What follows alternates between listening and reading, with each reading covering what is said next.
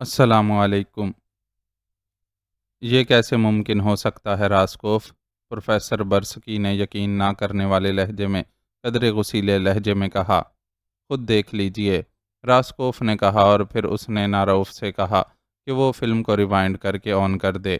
اس وقت وہ سب اسی کمرے میں موجود تھے جس میں ڈبلیو ڈبلیو کی ویو چیکنگ مشین موجود تھی۔ راسکوف اور ناروف اڈے کی کیموفلاجنگ مکمل طور پر ختم ہونے کے بعد عمران اور اس کے ساتھیوں کی لاشیں دیکھنے اور پوائنٹ 2 کو چیک کرنے کی غرض سے جب اڈے سے باہر جنگل میں پہنچے تو محاورتاً نہیں بلکہ حقیقتاً ان کے ہاتھوں کے طوطے اڑ گئے، کیونکہ وہاں عمران اور اس کے ساتھیوں میں سے ایک بھی موجود نہ تھا۔ البتہ جگہ جگہ خون کے بڑے بڑے دھبے صاف نظر آ رہے تھے، لیکن وہاں آدمی ایک بھی موجود نہ تھا۔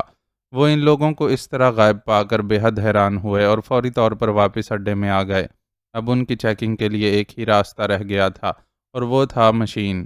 چنانچہ انہوں نے آتے ہی مشین آن کی تو ان کی آنکھیں یہ دیکھ کر حیرت سے پھٹ گئیں کہ عمران اور اس کے ساتھی پوائنٹ 2 کے مشین روم میں زندہ سلامت موجود تھے۔ البتہ وہ سب کے سب زخمی تھے، اور عمران کسی ماہر سرجن کی طرح اپنے ایک ساتھی کے آپریشن میں مصروف تھا۔ پھر آپریشن ختم ہوتے ہی ناوا شنگو مشین روم میں داخل ہوا اور اس نے انہیں کچھ بتایا۔ چونکہ آواز مشین کیچ نہ کر سکتی تھی، اس لیے انہیں یہ معلوم نہ ہو سکا کہ ناوا شنگو نے کیا کہا ہے، لیکن وہ عمران اور اس کے ساتھیوں کے چہروں پر ابھرنے والی حیرت صاف دیکھ رہے تھے۔ پھر عمران اٹھ کر اسلحے والے کمرے کی طرف بڑھ گیا۔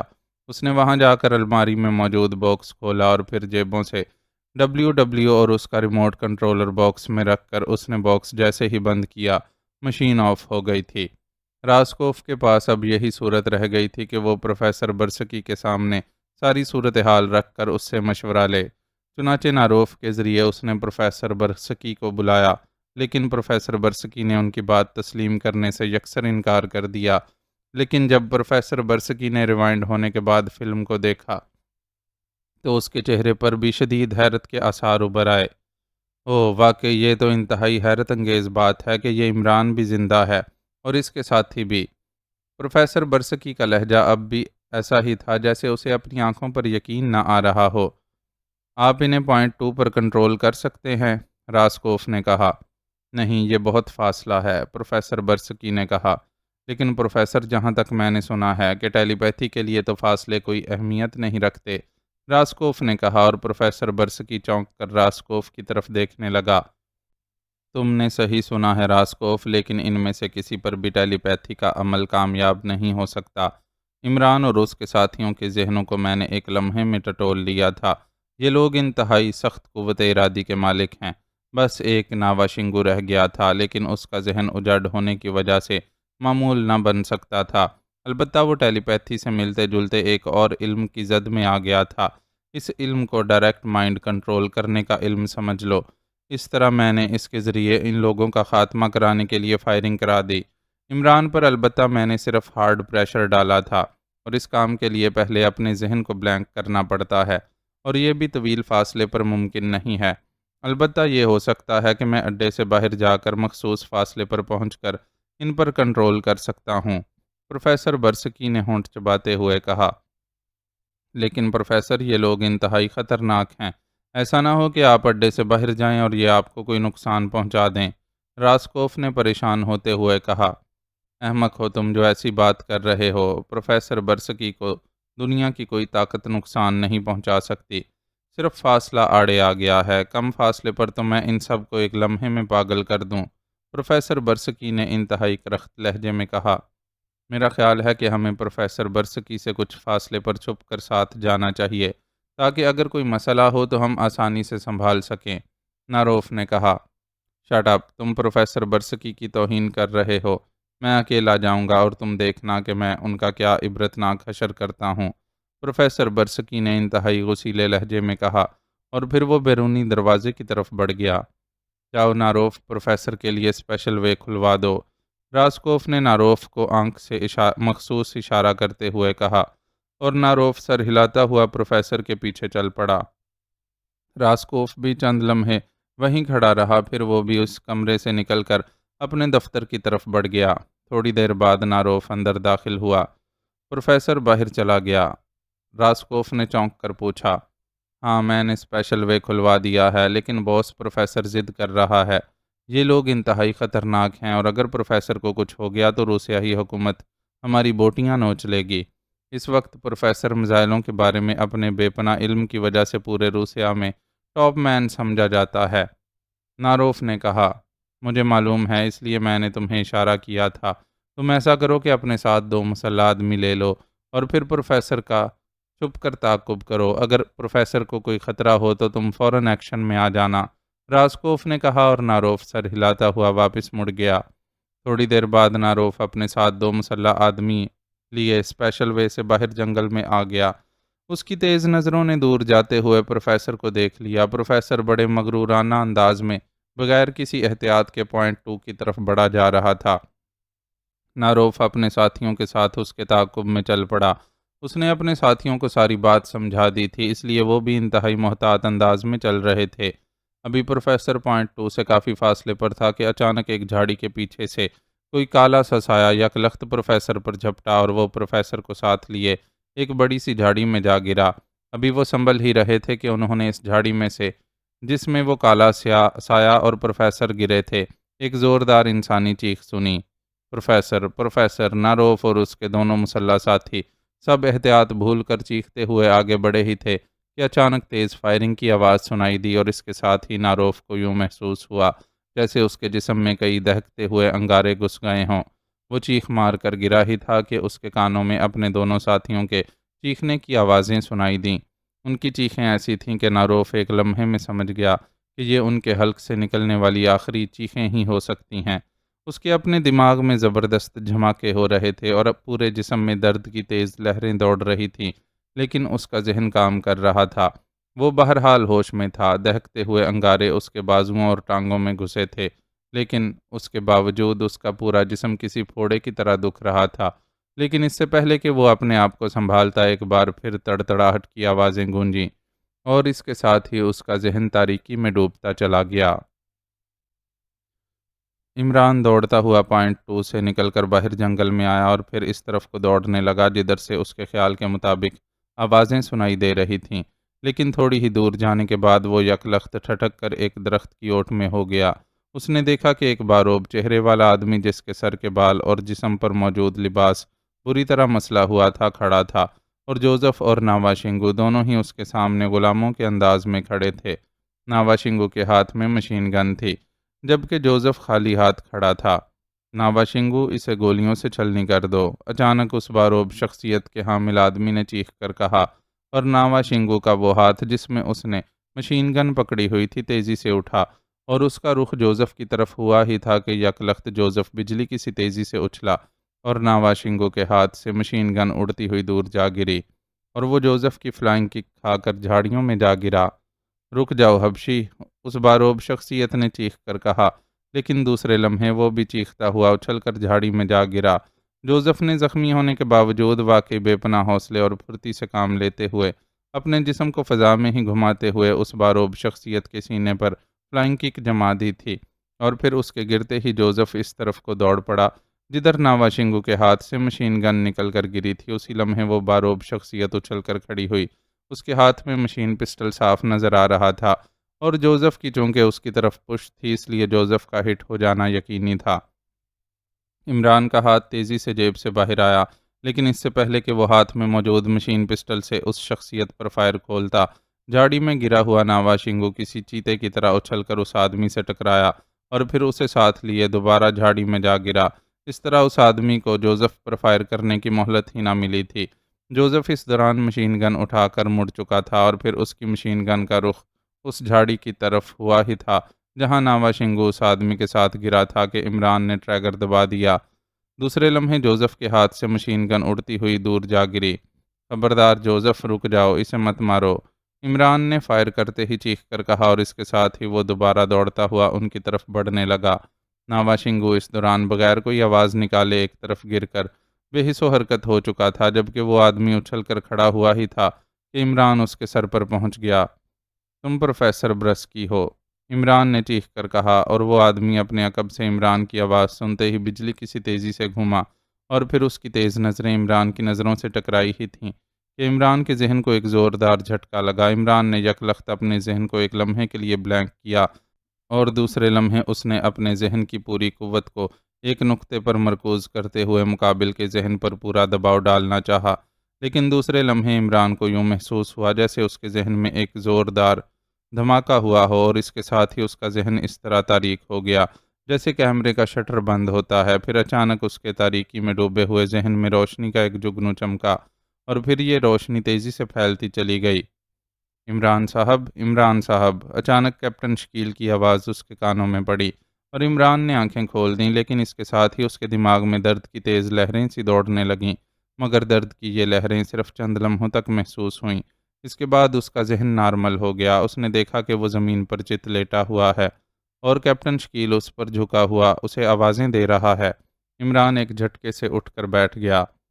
آپ کو کیا ہو گیا تھا عمران صاحب؟ کیپٹن شکیل نے حیرت بھرے لہجے میں پوچھا، لیکن عمران کی نظریں سامنے زمین پر چت لیٹے ہوئے اس باروب شخصیت پر جمی ہوئی تھیں، جس کے سر پر ایک گومڑ ابھرا ہوا تھا اور وہ بے ہوش پڑا ہوا تھا۔ اوہ، یہ کیسے بے ہوش ہوا ہے؟ عمران نے کیپٹن شکیل کی بات کا جواب دینے کے بجائے الٹا سوال کر دیا۔ اس پر ناوا شنگو نے اچانک حملہ کر دیا تھا۔ اس نے اس کے سر پر لکڑی ماری ہے، کیپٹن شکیل نے جواب دیا، اور عمران کی نظریں تیزی سے ناوا شنگو کی طرف گھوم گئیں، جو دونوں ہاتھوں سے اپنا سر پکڑے اکڑوں بیٹھا ہوا تھا، جبکہ جوزف اسے بازو سے پکڑ کر اٹھانے کی کوشش کر رہا تھا۔ یہ یقیناً پروفیسر برسکی ہے، اور حقیقت یہ ہے کہ ناوا شنگو نے آج دوسری بار میری زندگی بچائی ہے، ورنہ یہ پروفیسر برسکی مجھے لازماً لے ڈوبتا۔ عمران نے اٹھ کر کھڑے ہوتے ہوئے کہا، بوس، آپ نے میری مشین گن پر فائر کیوں کیا تھا؟ میں اس کے ٹکڑے اڑا دیتا۔ اسی لمحے جوزف نے عمران سے مخاطب ہو کر کہا، میں دراصل اس سے زندہ ملاقات کرنا چاہتا تھا۔ بہرحال مجھے تم بتاؤ کہ یہ سب کچھ کیسے ہوا؟ عمران نے مسکراتے ہوئے کہا، میرا خیال ہے ہم پوائنٹ 2 پر چلیں، میں اس پروفیسر کو اٹھا لیتا ہوں، وہاں سارے ساتھی یقیناً پریشان ہوں گے۔ کیپٹن شکیل نے مداخلت کرتے ہوئے کہا، ہاں لے چلو اسے اٹھا کر، عمران نے سر ہلاتے ہوئے کہا، اور کیپٹن شکیل نے جھک کر زمین پر پڑے ہوئے پروفیسر کو اٹھایا اور کندھے پر لاد لیا۔ آپ جب دوسرے کمرے میں گئے بوس، تو میں نے اس ناوا شنگو سے کہا کہ وہ مجھے وہ جگہ دکھائے جہاں اس کے کہنے کے مطابق وہ دونوں سفید فام دیکھے تھے۔ میرا خیال تھا کہ میں وہ راستہ ڈھونڈ نکالوں گا اور پھر کسی سفید فام کو اغوا کر کے یہاں لے آؤں گا، لیکن ابھی ہم دونوں تھوڑا ہی آگے بڑھے تھے کہ ہم نے دور سے اس آدمی کو آتے ہوئے دیکھا۔ پھر ہم نے اس کے پیچھے کچھ فاصلے پر 3 اور سفید فاموں کی جھلک بھی دیکھ لی جو مسلح تھے۔ میں نے ناوا شنگو سے کہا کہ وہ ان مسلح افراد کو سنبھالے، جبکہ میں اس آدمی کو سنبھالتا ہوں، کیونکہ میں خالی تھا، جبکہ ناوا شنگو کے پاس مشین گن تھی۔ پھر ناوا شنگو مجھ سے علیحدہ ہو کر آگے چلا گیا۔ اس کے بعد جب یہ آدمی اس جھاڑی کے پاس پہنچا تو میں اس پر جھپٹ پڑا اور اسے نیچے گرا کر میں نے اس کی کنپٹی پر مکہ مارنا چاہا۔ اسی لمحے مجھے فائرنگ کی آوازیں بھی سنائی دیں، لیکن ابھی میں مکہ مارنے کے لیے ہاتھ اٹھا ہی رہا تھا کہ یک لخت جیسے میرے ذہن نے میرا ساتھ چھوڑ دیا۔ اس آدمی کی آنکھوں سے دیوتاؤں جیسی چمک نکل رہی تھی۔ میں اس کے حکم کی تعمیل کے لیے مجبور تھا، اور میں اس کے سامنے اس طرح کھڑا تھا جیسے جنگل میں اژدہا کی آنکھوں کے سامنے ہرن بے بس ہو کر کھڑا ہو جاتا ہے۔ اسی لمحے دور سے ناوا شنگو بھی دوڑتا ہوا آیا۔ اس کے ہاتھ میں مشین گن تھی۔ وہ بھی میرے ساتھ آ کر کھڑا ہو گیا۔ پھر اس نے میرے چہرے سے نظریں ہٹا کر ناوا شنگو کو مجھ پر فائر کرنے کا حکم دیا ہی تھا کہ میرے ذہن پر موجود اس کی چمک دور ہو گئی، اور میں نے اپنے فوری بچاؤ کے لیے ناوا شنگو پر حملہ کر دیا، اور اس کے ساتھ ہی میں نے اس شخص کو بھی نیچے گرایا، اور پھر میں مشین گن اٹھانے دوڑ پڑا تاکہ اس شخص کا خاتمہ کر دوں، لیکن آپ نے فائر کر کے میری مشین گن گرا دی، اور پھر میں نے دیکھا کہ آپ دونوں ایک دوسرے کی آنکھوں میں آنکھیں ڈالے کھڑے تھے کہ یک لخت آپ اچھل کر پشت کے بل نیچے گرے اور بے حس و حرکت ہو گئے۔ یہ بھی یقیناً اس شخص کا کارنامہ تھا۔ میں کافی فاصلے پر تھا، جبکہ ناوا شنگو جو پہلے بے حس و حرکت پڑا تھا آپ کے نیچے گرتے ہی یک لخت اچھلا۔ اس کے ہاتھ میں ایک لکڑی تھی اور اس نے لکڑی کا وار اس شخص کے سر پر کر دیا۔ اس شخص کے منہ سے چیخ نکلی اور ضرب کھانے کے باوجود اس نے گھوم کر ناوا شنگو کی طرف دیکھا، اور ناوا شنگو جو دوسرا وار کرنا چاہتا تھا یک لخت اچھل کر پیچھے گرا، لیکن اسی لمحے یہ شخص بھی لہرا کر نیچے گرا اور ساکت ہو گیا۔ اسی لمحے کیپٹن شکیل بھی دوڑتے ہوئے یہاں پہنچ گئے۔ انہوں نے آپ کو ہوش میں لانے کی کوشش شروع کر دی، جبکہ میں نے اس ناوا شنگو کو سنبھالا، اور پھر آپ بھی ہوش میں آ گئے اور یہ ناوا شنگو بھی، لیکن اس نے ہوش میں آتے ہی اس طرح دونوں ہاتھوں سے سر پکڑ لیا تھا جیسے اس کا دماغ پھٹنے والا ہو۔ جوزف نے ساتھ ساتھ چلتے ہوئے پوری تفصیل بتا دی۔ واقعی یہ ناوا شنگو کی قسمت ہے کہ اس کا ذہن ابھی تک صحیح سلامت ہے۔ دراصل اس پروفیسر کو اس کے ذہن پر پورا دباؤ ڈالنے کی مہلت ہی نہیں ملی۔ عمران نے سر ہلاتے ہوئے کہا۔ عمران صاحب، میں دور سے دوڑتا ہوا آ رہا تھا کہ میں نے آپ کو اچانک اچھل کر نیچے گرتے دیکھا۔ حالانکہ اس پروفیسر نے ہاتھ بھی نہ ہلایا تھا۔ کیا اس نے کوئی ذہنی عمل کیا تھا؟ کیپٹن شکیل نے کہا۔ ہاں کیپٹن شکیل، یہ واقعی ماورائی علوم میں بے پناہ طاقتور ذہن کا مالک ہے۔ میں نے کوشش کی کہ اس کے ذہن کو اپنی پوری قوت لگا کر کنٹرول کر سکوں، لیکن اس کا نتیجہ یہ ہوا کہ میرا اپنا دماغ بلینک ہو گیا۔ اگر ناوا شنگو عین اسی لمحے اس پر لکڑی کا وار نہ کرتا تو یقیناً دوسرے لمحے یہ مزید دباؤ ڈال کر میرے دماغ کو اس طرح پھاڑ کر رکھ دیتا کہ جیسے تربوز کو زمین پر پھینک دیا جائے تو اس کا اوپری خول تو سلامت رہتا ہے، لیکن اندر موجود اس کا سارا مواد بری طرح کریک ہو جاتا ہے۔ اور یہ مار بھی اس لیے کھا گیا کہ جس وقت اس کے سر پر لکڑی ماری گئی یہ اپنے ذہن کی پوری قوت مجھ پر لگائے ہوئے تھا۔ اس عالم میں ضرب لگنے سے اس کا اپنا ذہن بھی بلینک ہو گیا، لیکن بلینک ہونے کے دوران بھی اس کے ذہن کی قوت نے ناوا شنگو کے ذہن پر اس قدر دباؤ ڈالا ہی تھا کہ ناوا شنگو بھی بے ہوش ہو کر گر گیا۔ عمران نے کہا۔ اس کا مطلب ہے کہ یہ پروفیسر انتہائی خوفناک حد تک طاقتور ذہن کا مالک ہے۔ پھر تو اسے زندہ نہیں چھوڑنا چاہیے، کیپٹن شکیل نے کہا۔ نہیں، پوائنٹ 2 پر جا کر میں اس کے ذہن میں موجود یہ ساری خوفناک طاقت نکال دوں گا۔ میں اس جیسے آدمی کو ہلاک نہیں کرنا چاہتا۔ اس شخص کا ذہن ایک عجوبہ ہے، اور پھر میزائلوں کے سبجیکٹ میں بھی یہ اتھارٹی ہے، اور میرا خیال ہے کہ اگر اس کا ذہن کنٹرول ہو جائے تو پھر یہ پاک ایشیا کے لیے بے حد کارآمد ہو سکتا ہے۔ عمران نے مسکراتے ہوئے کہا۔ چند لمحوں بعد وہ پوائنٹ 2 کے قریب پہنچ گیا۔ انہوں نے دیکھا کہ باقی سارے ساتھی باہر آ چکے تھے اور وہ ایک دوسرے کو سہارا دیے ہوئے کھڑے تھے۔ اس طرح ان کی ایک قطار سی بن گئی تھی۔ ارے ارے، یہاں جنگل میں کون سخی ملے گا جو تم یوں قطار بنائے ہوئے بھکاریوں کی طرح کھڑے ہو، عمران نے مسکراتے ہوئے کہا، اور ان سب نے بے اختیار ایک دوسرے کے کاندھوں پر رکھے ہوئے ہاتھ ہٹا لیے۔ عمران صاحب، ہم آپ کی طرف سے پریشان تھے، اور اگر آپ دور سے آتے ہوئے نظر نہ آتے تو کسی نہ کسی طرح گرتے پڑتے آپ کی طرف آنا ہی تھا، اس لیے ہم ایک دوسرے کو سہارا دینے کی کوشش کر رہے تھے، صفدر نے مسکراتے ہوئے کہا۔ لیکن تنویر نے تو سہارا دینے کی بجائے جولیا کا سہارا لے رکھا تھا، عمران نے مسکراتے ہوئے کہا، کیونکہ تنویر کا ہاتھ جولیا کے کاندھے پر تھا۔ بکواس کرنے کا تم کوئی موقع نہیں چھوڑتے۔ مس جولیا نے خود مجھ سے کہا تھا کہ میں اپنا ہاتھ اس کے کندھے پر رکھ لوں، تنویر نے قدرے شرمندہ سے لہجے میں کہا۔ تو اس میں شرمندہ ہونے والی کون سی بات ہے؟ بھائی بہنوں کا معاملہ ایسے ہی تو ہوتا ہے، عمران نے کہا۔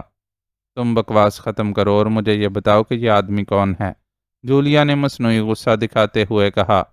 اسے یہیں لٹا دو کیپٹن شکیل، اندر جانے کے بجائے اگر ہم یہاں باہر رہیں تو زیادہ اچھا رہے گا، اس طرح ہم آس پاس کی نگرانی بھی کر سکتے ہیں، اور جوزف تم نیچے جا کر دونوں بیگ لے آؤ، عمران نے وہیں اطمینان سے گھاس پر بیٹھتے ہوئے کہا، جبکہ جوزف پوائنٹ 2 کی طرف بڑھ گیا۔ کیپٹن شکیل نے پروفیسر کو زمین پر لٹا دیا، باقی ممبران بھی ان کے گرد بیٹھ گئے۔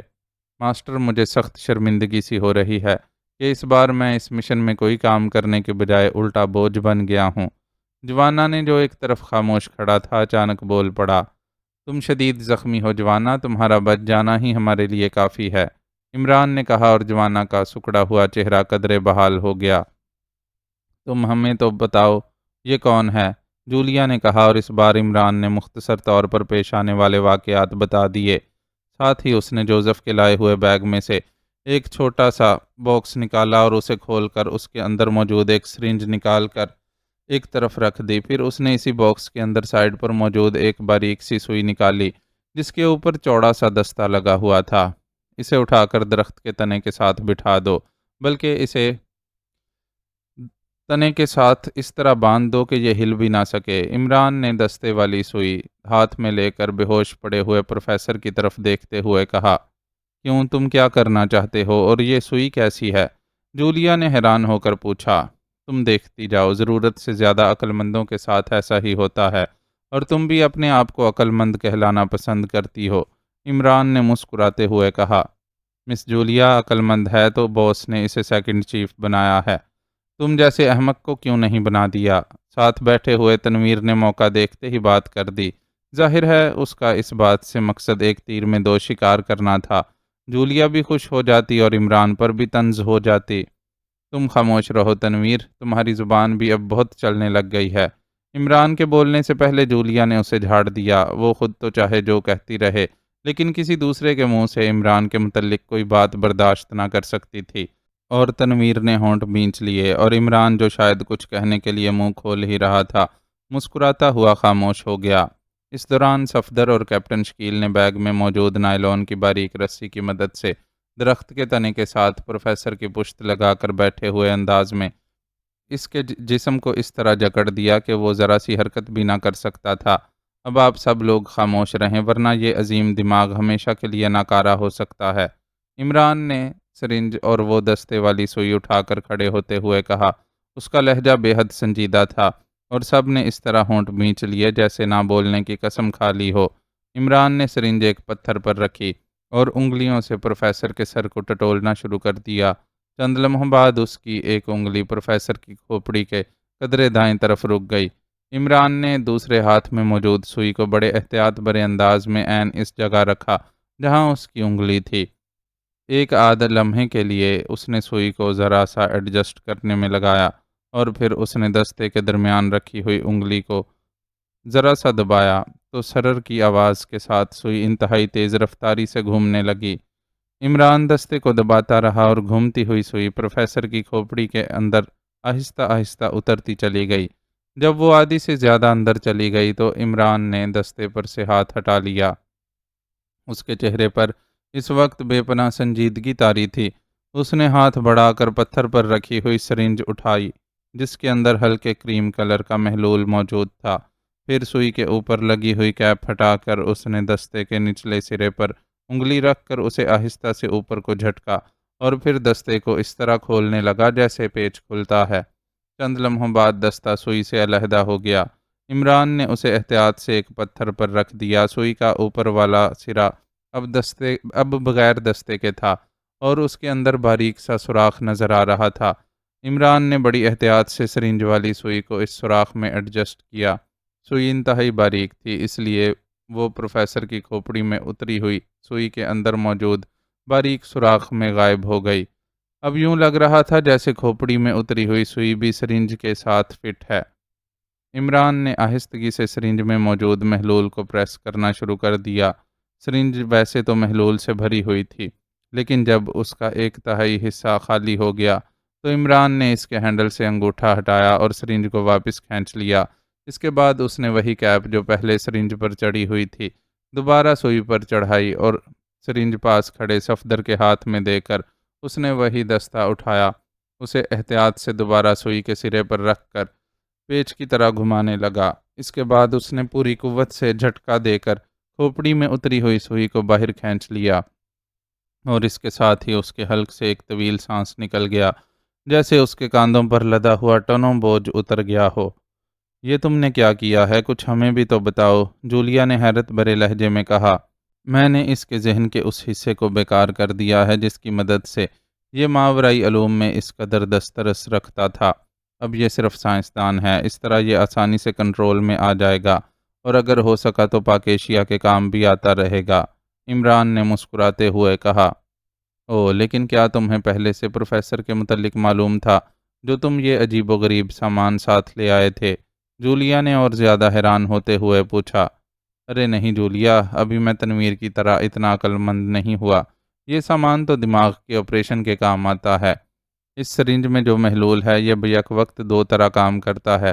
اگر اسے صرف صحت مند ذہن میں انجیکٹ کر دیا جائے تو یہ اس حصے کے خلیات کو نہ صرف توڑ پھوڑ دیتا ہے بلکہ آئندہ کے لیے ان کی نشو و نما بھی روک دیتا ہے۔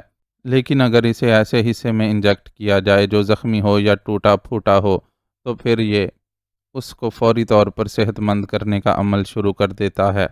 عام طور پر اسے دماغ کے اندر چوٹ لگ جانے کی صورت میں استعمال کیا جاتا ہے۔ اب اگر میں یہی محلول دوبارہ پروفیسر کے دماغ کے اس حصے میں انجیکٹ کر دوں تو پروفیسر دوبارہ اسی حالت میں آ جائے گا۔ یہ باکس اس لیے میں نے ساتھ رکھا تھا کہ اگر کسی کو دماغی چوٹ لگ جائے تو اس کا بروقت علاج ہو سکے، عمران نے تفصیل بتاتے ہوئے کہا۔ تو اب تم اس پروفیسر کو کس طرح ٹریٹ کرنا چاہتے ہو؟ جولیا نے پوچھا۔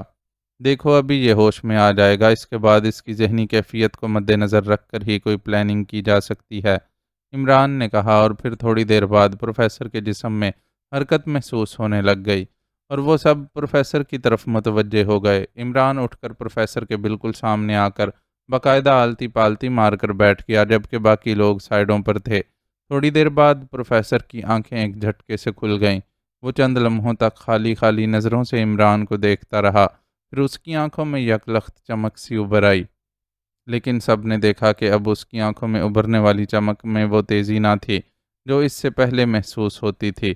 پروفیسر چند لمحے آنکھیں سکوڑے عمران کو دیکھتا رہا، پھر ایک جھٹکے سے اس کی آنکھیں بند ہو گئیں۔ اس نے ایک بار پھر عمران کی آنکھوں میں دیکھا، لیکن اس بار پہلے سے کہیں زیادہ جلدی اس کی آنکھیں ایک جھٹکے سے بند ہو گئیں، اور اس کے ساتھ ہی پروفیسر کے چہرے پر شدید حیرت کے آثار ابھر آئے۔ یہ مجھے کیا ہو گیا ہے؟ میرا دماغ کام ہی نہیں کر رہا، پروفیسر نے بڑبڑاتے ہوئے کہا۔ اس کا انداز ایسا تھا جیسے وہ اپنے آپ سے باتیں کر رہا ہو۔ یہ ناوا شنگو جو جنگلوں کا محافظ ہے، لکڑی کا صحیح استعمال جانتا ہے۔ اس نے لکڑی تمہارے سر پر ایسی جگہ ماری ہے کہ اب تم صرف مادی سائنسدان رہ گئے ہو، اکلٹ سائنس والا خانہ پچک گیا ہے، عمران نے مسکراتے ہوئے کہا۔ کیا کہہ رہے ہو تم؟ پروفیسر نے چونک کر عمران کی طرف دیکھتے ہوئے کہا، اور پھر اس کی نظریں جیسے عمران سے چپک کر رہ گئیں، اور پھر سب لوگوں نے عجیب تماشا دیکھا۔ وہ دونوں ایک دوسرے کی آنکھوں میں آنکھیں ڈالے اس طرح ایک دوسرے کو گھور رہے تھے جیسے جانی دشمن اچانک آمنا سامنا ہونے پر ایک دوسرے کو گھورتے ہیں، اور پھر آہستہ آہستہ عمران کی آنکھیں سکڑنے لگیں، اور اسی لمحے پروفیسر کی آنکھوں میں غیر محسوس سا پھیلاؤ آنے لگا۔ اس کی آنکھوں میں موجود چمک بھی پھیلاؤ کے ساتھ ساتھ مدھم ہوتی جا رہی تھی۔ پروفیسر برسکی، تمہارا ذہن میرے کنٹرول میں ہے، عمران کے منہ سے اچانک انتہائی سرد آواز نکلی۔ ہاں، میں محسوس کر رہا ہوں کہ میرا ذہن تمہارے کنٹرول میں ہے، پروفیسر کے حلق سے منمناتی ہوئی آواز نکلی۔ صرف محسوس نہیں بلکہ تمہارا ذہن مکمل طور پر میرے کنٹرول میں ہے۔ عمران کا لہجہ یکلخت تحکمانہ ہو گیا۔ ہاں، میرا ذہن مکمل طور پر تمہارے کنٹرول میں ہے۔ اس بار پروفیسر کا لہجہ اور دبا ہوا تھا۔ تم میرے احکامات کی تعمیل کرو گے، عمران نے کہا۔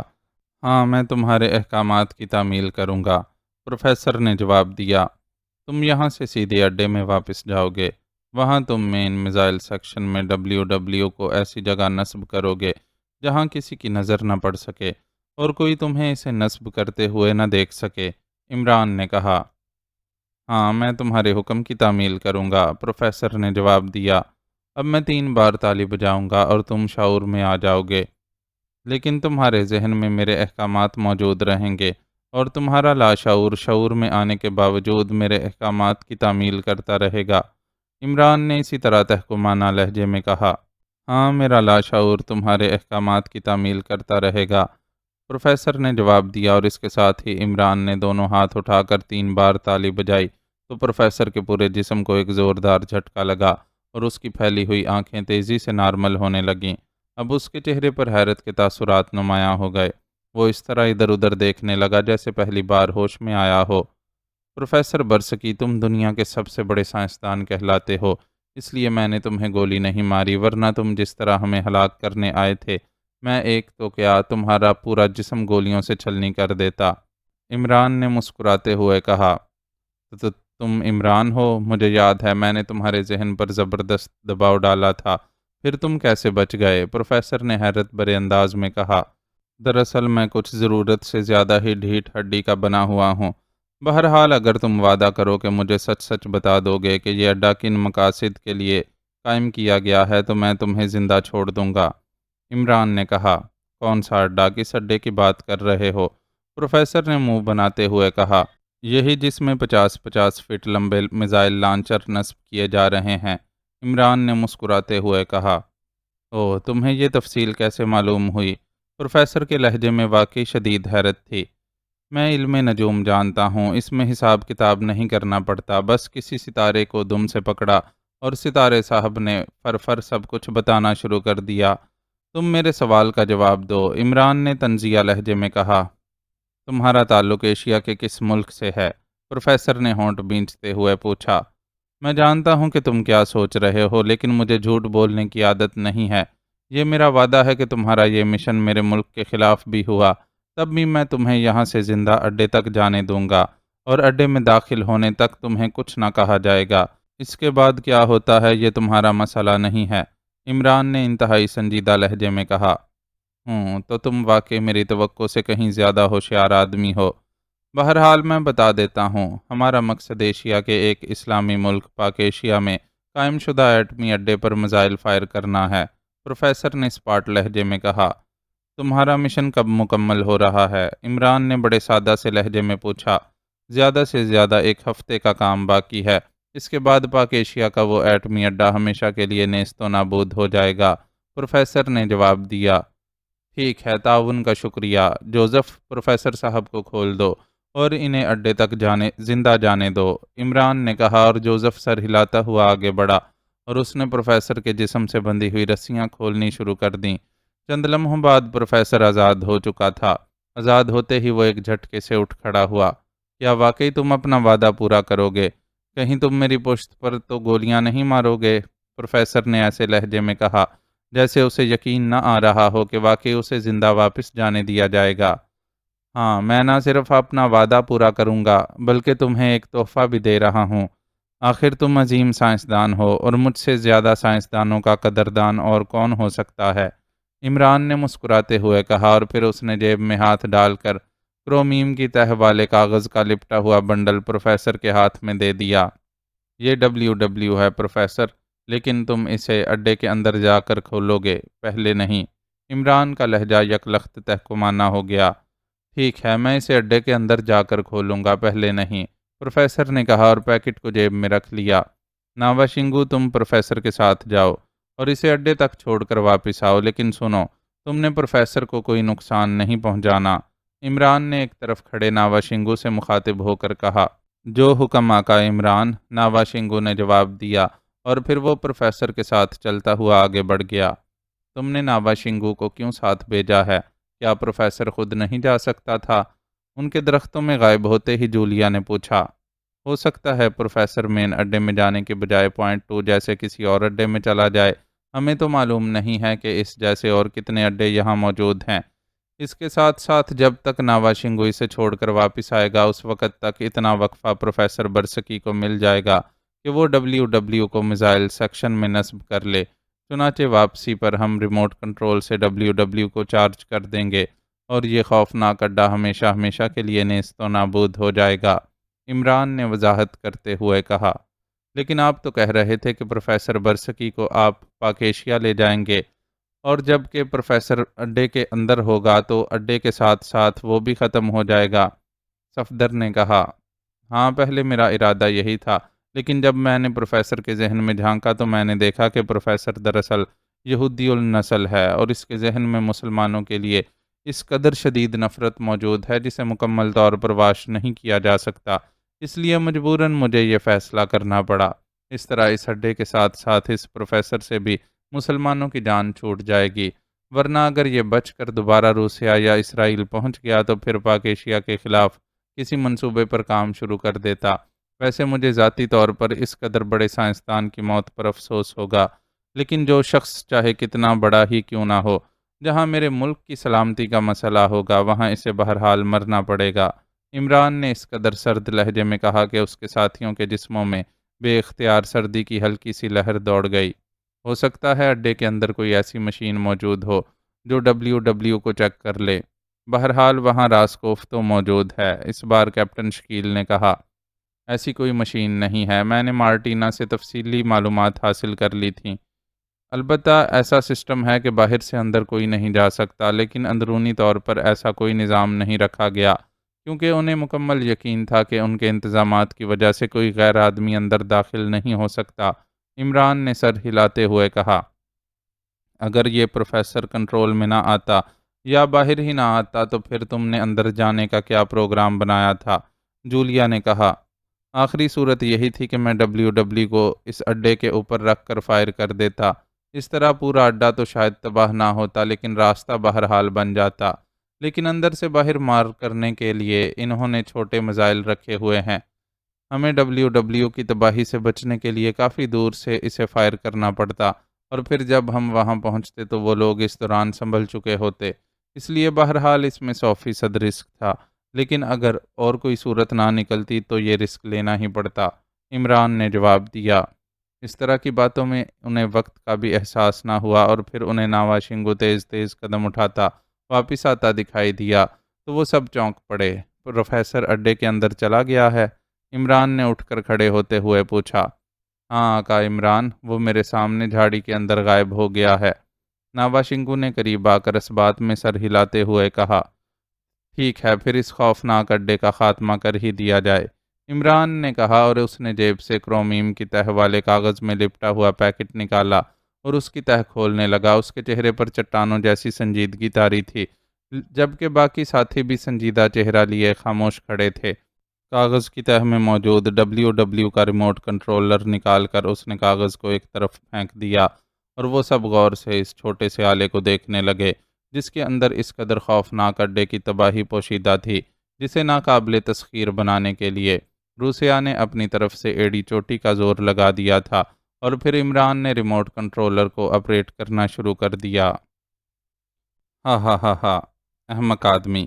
وہ سمجھ رہا تھا کہ پروفیسر برسکی اس WW کی تباہ کاریوں کو نہیں جانتا، اور میں اپنے ہی ہاتھوں سے اس عظیم الشان اڈے کو تباہ کر دوں گا۔ ہا ہا ہا ہا، اب اسے معلوم ہو جائے گا کہ پروفیسر برسکی کیا ہے۔ دفتر کے انداز میں سجے ہوئے کمرے میں بیٹھے پروفیسر برسکی نے کہا لگاتے ہوئے کہا، میں سمجھا نہیں آپ کی بات، سامنے بیٹھے ہوئے راسکوف نے چونک کر پوچھا۔ وہ دونوں ابھی دفتر میں پہنچے ہی تھے۔ پروفیسر برسکی جب واپس اڈے میں داخل ہوا تو راسکوف دیر ہو جانے کی وجہ سے بے چینی کے عالم میں انٹرنس میں ہی ٹہل رہا تھا۔ اس نے پروفیسر سے حالات پوچھنے کی کوشش کی، لیکن پروفیسر نے صرف اس قدر بتایا کہ اس نے واپس آتے ہوئے ناروف اور اس کے 2 ساتھیوں کی لاشیں جھاڑیوں میں پڑی دیکھی ہیں۔ اس کے علاوہ اس نے کچھ نہ بتایا، اور پھر وہ بجائے اپنے سیکشن میں جانے کے سیدھا راسکوف کے دفتر میں آ گیا۔ وہ بار بار کلائی پر بندھی ہوئی گھڑی کو دیکھ رہا تھا۔ دفتر میں پہنچ کر بھی راسکوف نے پروفیسر سے کچھ پوچھنے کی کوشش کی، لیکن پروفیسر نے ہاتھ کا اشارہ کرتے ہوئے اسے خاموش رہنے کا کہا، اور اب اچانک پروفیسر نے کہا لگاتے ہوئے ایسی بات کر دی کہ راسکوف بری طرح چونک پڑا۔ تم پوچھ رہے تھے کہ باہر کیا ہوا، اب میں بتاتا ہوں کہ کیا ہوا۔ میں جا رہا تھا کہ اچانک ایک کالا سا خوفناک سایہ مجھ پر ٹوٹ پڑا۔ میں نیچے گر پڑا۔ وہ کالا سایہ ایک گرانڈیل حبشی تھا۔ اس نے مجھے نیچے گرا کر مجھے مکہ مارنا چاہا، مگر میں نے اس کا ذہن کنٹرول کر لیا۔ پھر میں نے دیکھا کہ وہ ناوا شنگو بھی وہاں موجود ہے، اس کے ہاتھ میں بھی مشین گن تھی، اور جب مجھ پر وہ حبشی حملہ آور ہوا تو اس وقت میں نے اپنے سے کچھ دور عقب میں مشین گن کی فائرنگ کی آوازیں سنی، لیکن مجھے معلوم نہ تھا کہ ناروف اور اس کے ساتھی اس فائرنگ کا شکار ہو رہے ہیں۔ پھر جب میں نے ناوا شنگو کو دیکھا تو میں نے اسے بھی کنٹرول میں کر لیا۔ اس کے بعد میں نے ناوا شنگو کو حکم دیا کہ وہ اس حبشی کو گولی مار دے، لیکن اچانک وہ حبشی میرے کنٹرول سے نکل گیا۔ اس نے حیرت انگیز طور پر ناوا شنگو کو بھی ضرب لگا کر نیچے گرایا اور مجھے بھی۔ پھر وہ چونکہ میری طرف سے پشت کر کے دوڑ پڑا تھا، اس لیے میں اس کا ذہن کنٹرول نہ کر سکا تھا، اس لیے میں نے مشین پسٹل سے اس پر فائر کرنا چاہا، لیکن اسی لمحے وہ ناوا شنگو مجھ سے آ ٹکرایا اور میں دوبارہ گر پڑا۔ پھر میں نے ناوا شنگو کو اپنی ذہنی طاقت سے اچھال کر ایک طرف پھینک دیا۔ اسی لمحے وہ عمران میرے سر پر پہنچ گیا۔ وہ خاصے طاقتور ذہن کا مالک ہے، لیکن ظاہر ہے میرا مقابلہ تو نہ کر سکتا تھا، اس لیے میں نے اس پر براہ راست دباؤ ڈال کر اس کا ذہن پھاڑنے کی کوشش کی، لیکن اس کا ذہن بلینک ہو گیا۔ وہ گر پڑا۔ ابھی میں اپنے ذہن کو سنبھال ہی رہا تھا کہ اچانک میرے سر پر خوفناک ضرب لگی، اور پھر مجھے ہوش نہ رہا۔ جب مجھے ہوش آیا تو میں رسیوں سے ایک درخت سے جکڑا ہوا تھا، اور وہ عمران میرے سامنے بیٹھا ہوا تھا، جبکہ اس کے دوسرے ساتھی ادھر ادھر بکھرے ہوئے تھے۔ میں نے پھر اپنے ذہن کو حرکت دی، لیکن یہ محسوس کر کے حیران رہ گیا کہ میرے ذہن کی طاقت آدھی رہ گئی تھی۔ اسی لمحے میں نے محسوس کیا کہ عمران میرے ذہن کو کنٹرول کرنا چاہتا ہے، لیکن اسے میری اصل ذہنی طاقت کے بارے میں اندازہ نہ تھا۔ بہرحال اس آدھی طاقت سے میں اس کا ذہن کنٹرول نہ کر سکتا تھا، تو وہ بھی میرے ذہن کو کنٹرول نہ کر سکتا تھا۔ میں نے فوری طور پر یہی سوچا کہ اس طرح ظاہر کروں کہ یہ عمران یہی سمجھے کہ میرا ذہن اس کے کنٹرول میں آ گیا ہے۔ وہی ہوا، وہ مجھے حکم دینے لگا کہ میں ہمیشہ اس کے کنٹرول میں رہوں گا۔ پھر میں نے پھر اس نے مجھے واپس اڈے میں جانے کا حکم دیا اور ساتھ کہا کہ میں WW اپنے ساتھ لے جاؤں اور اسے میزائل سیکشن میں ایسی جگہ نصب کر دوں جہاں سے کوئی دوسرا بھی اسے نہ دیکھ سکے اور مجھے نصب کرتے بھی کوئی نہ دیکھ سکے۔ میں نے اسے یقین دلا دیا کہ ایسا ہی ہوگا۔ ایسا میں نے اس لیے کہا تھا کہ اس طرح سے وہ لازماً مجھے چھوڑ کر اڈے کے اندر آنے کا موقع دیتا۔ پھر اس نے مجھے اپنے طور پر شعوری کنٹرول سے آزاد کر کے WW کا پیکٹ جو کہ کرومیم کی تہ والے کاغذ میں لپٹا ہوا تھا یہ کہہ کر دیا کہ یہ اس کی طرف سے تحفہ ہے۔ میں چونکہ اس دوران اس کا ذہن بھی پڑ چکا تھا اس لیے میں سمجھ گیا کہ وہ یہ تحفہ کیوں دے رہا ہے۔ پھر اس نے ناوا شنگو کو میرے ساتھ بھیج دیا تاکہ میں کسی اور اڈے پر نہ جاؤں اور ناوا شنگو کے واپس جانے تک وہ اندازہ لگا لے کہ میں اسے میزائل سیکشن میں نصب کر چکا ہوں گا۔ لیکن میں نے بتایا ہے کہ اس نے میرے ذہن کے متعلق غلط اندازہ لگایا تھا۔ عمران انتہائی طاقتور ذہن کا مالک ہے، اس لیے میں اس پر تو کنٹرول نہ کر سکتا تھا، لیکن ناوا شنگو جیسے احمق کو تو میں پھر بھی کنٹرول کر سکتا تھا۔ چنانچہ میں نے اس کی چال اس پر ہی الٹ دینے کا پلان بنا لیا۔ اڈے پر پہنچ کر میں نے اس ناوا شنگو کے ذہن کو کنٹرول میں کیا اور پھر وہ WW اسے دے کر حکم دیا کہ وہ اسے جیب میں رکھ کر واپس اس عمران اور اس کے ساتھیوں کے پاس جائے اور انہیں صرف اتنا بتائے کہ میں اس کے سامنے اڈے کے اندر چلا گیا ہوں اور اس پیکٹ کے متعلق کچھ نہ بتائے۔ چنانچہ وہ ناوا شنگو چلا گیا، اس لیے میں وقت دیکھ رہا تھا کہ وہ کتنی دیر میں واپس پہنچے گا۔ اب وہ احمق عمران اپنے طور پر تو اس ریموٹ کنٹرولر کو آپریٹ کر کے یہ سمجھ کر WW کو فائر کرے گا کہ WW میزائل سیکشن میں نصب ہے اور اس طرح وہ اس اڈے کو تباہ کر دے گا، لیکن اسے یہ معلوم نہ ہوگا کہ WW تو اس کے قریب کھڑے ناوا شنگو کی جیب میں موجود ہے۔ اس طرح WW تو ضرور چلے گا لیکن اڈے کے بجائے اس عمران اور اس کے ساتھی ہی ذروں میں تبدیل ہو جائیں گے۔ پروفیسر برسکی نے پوری تفصیل بتاتے ہوئے کہا، او ویل ڈن پروفیسر، آپ نے تو کمال ذہانت سے کام لیا ہے۔ اس طرح ہمارا اڈا بھی بچ جائے گا اور یہ لوگ بھی ہمیشہ ہمیشہ کے لیے ختم ہو جائیں گے۔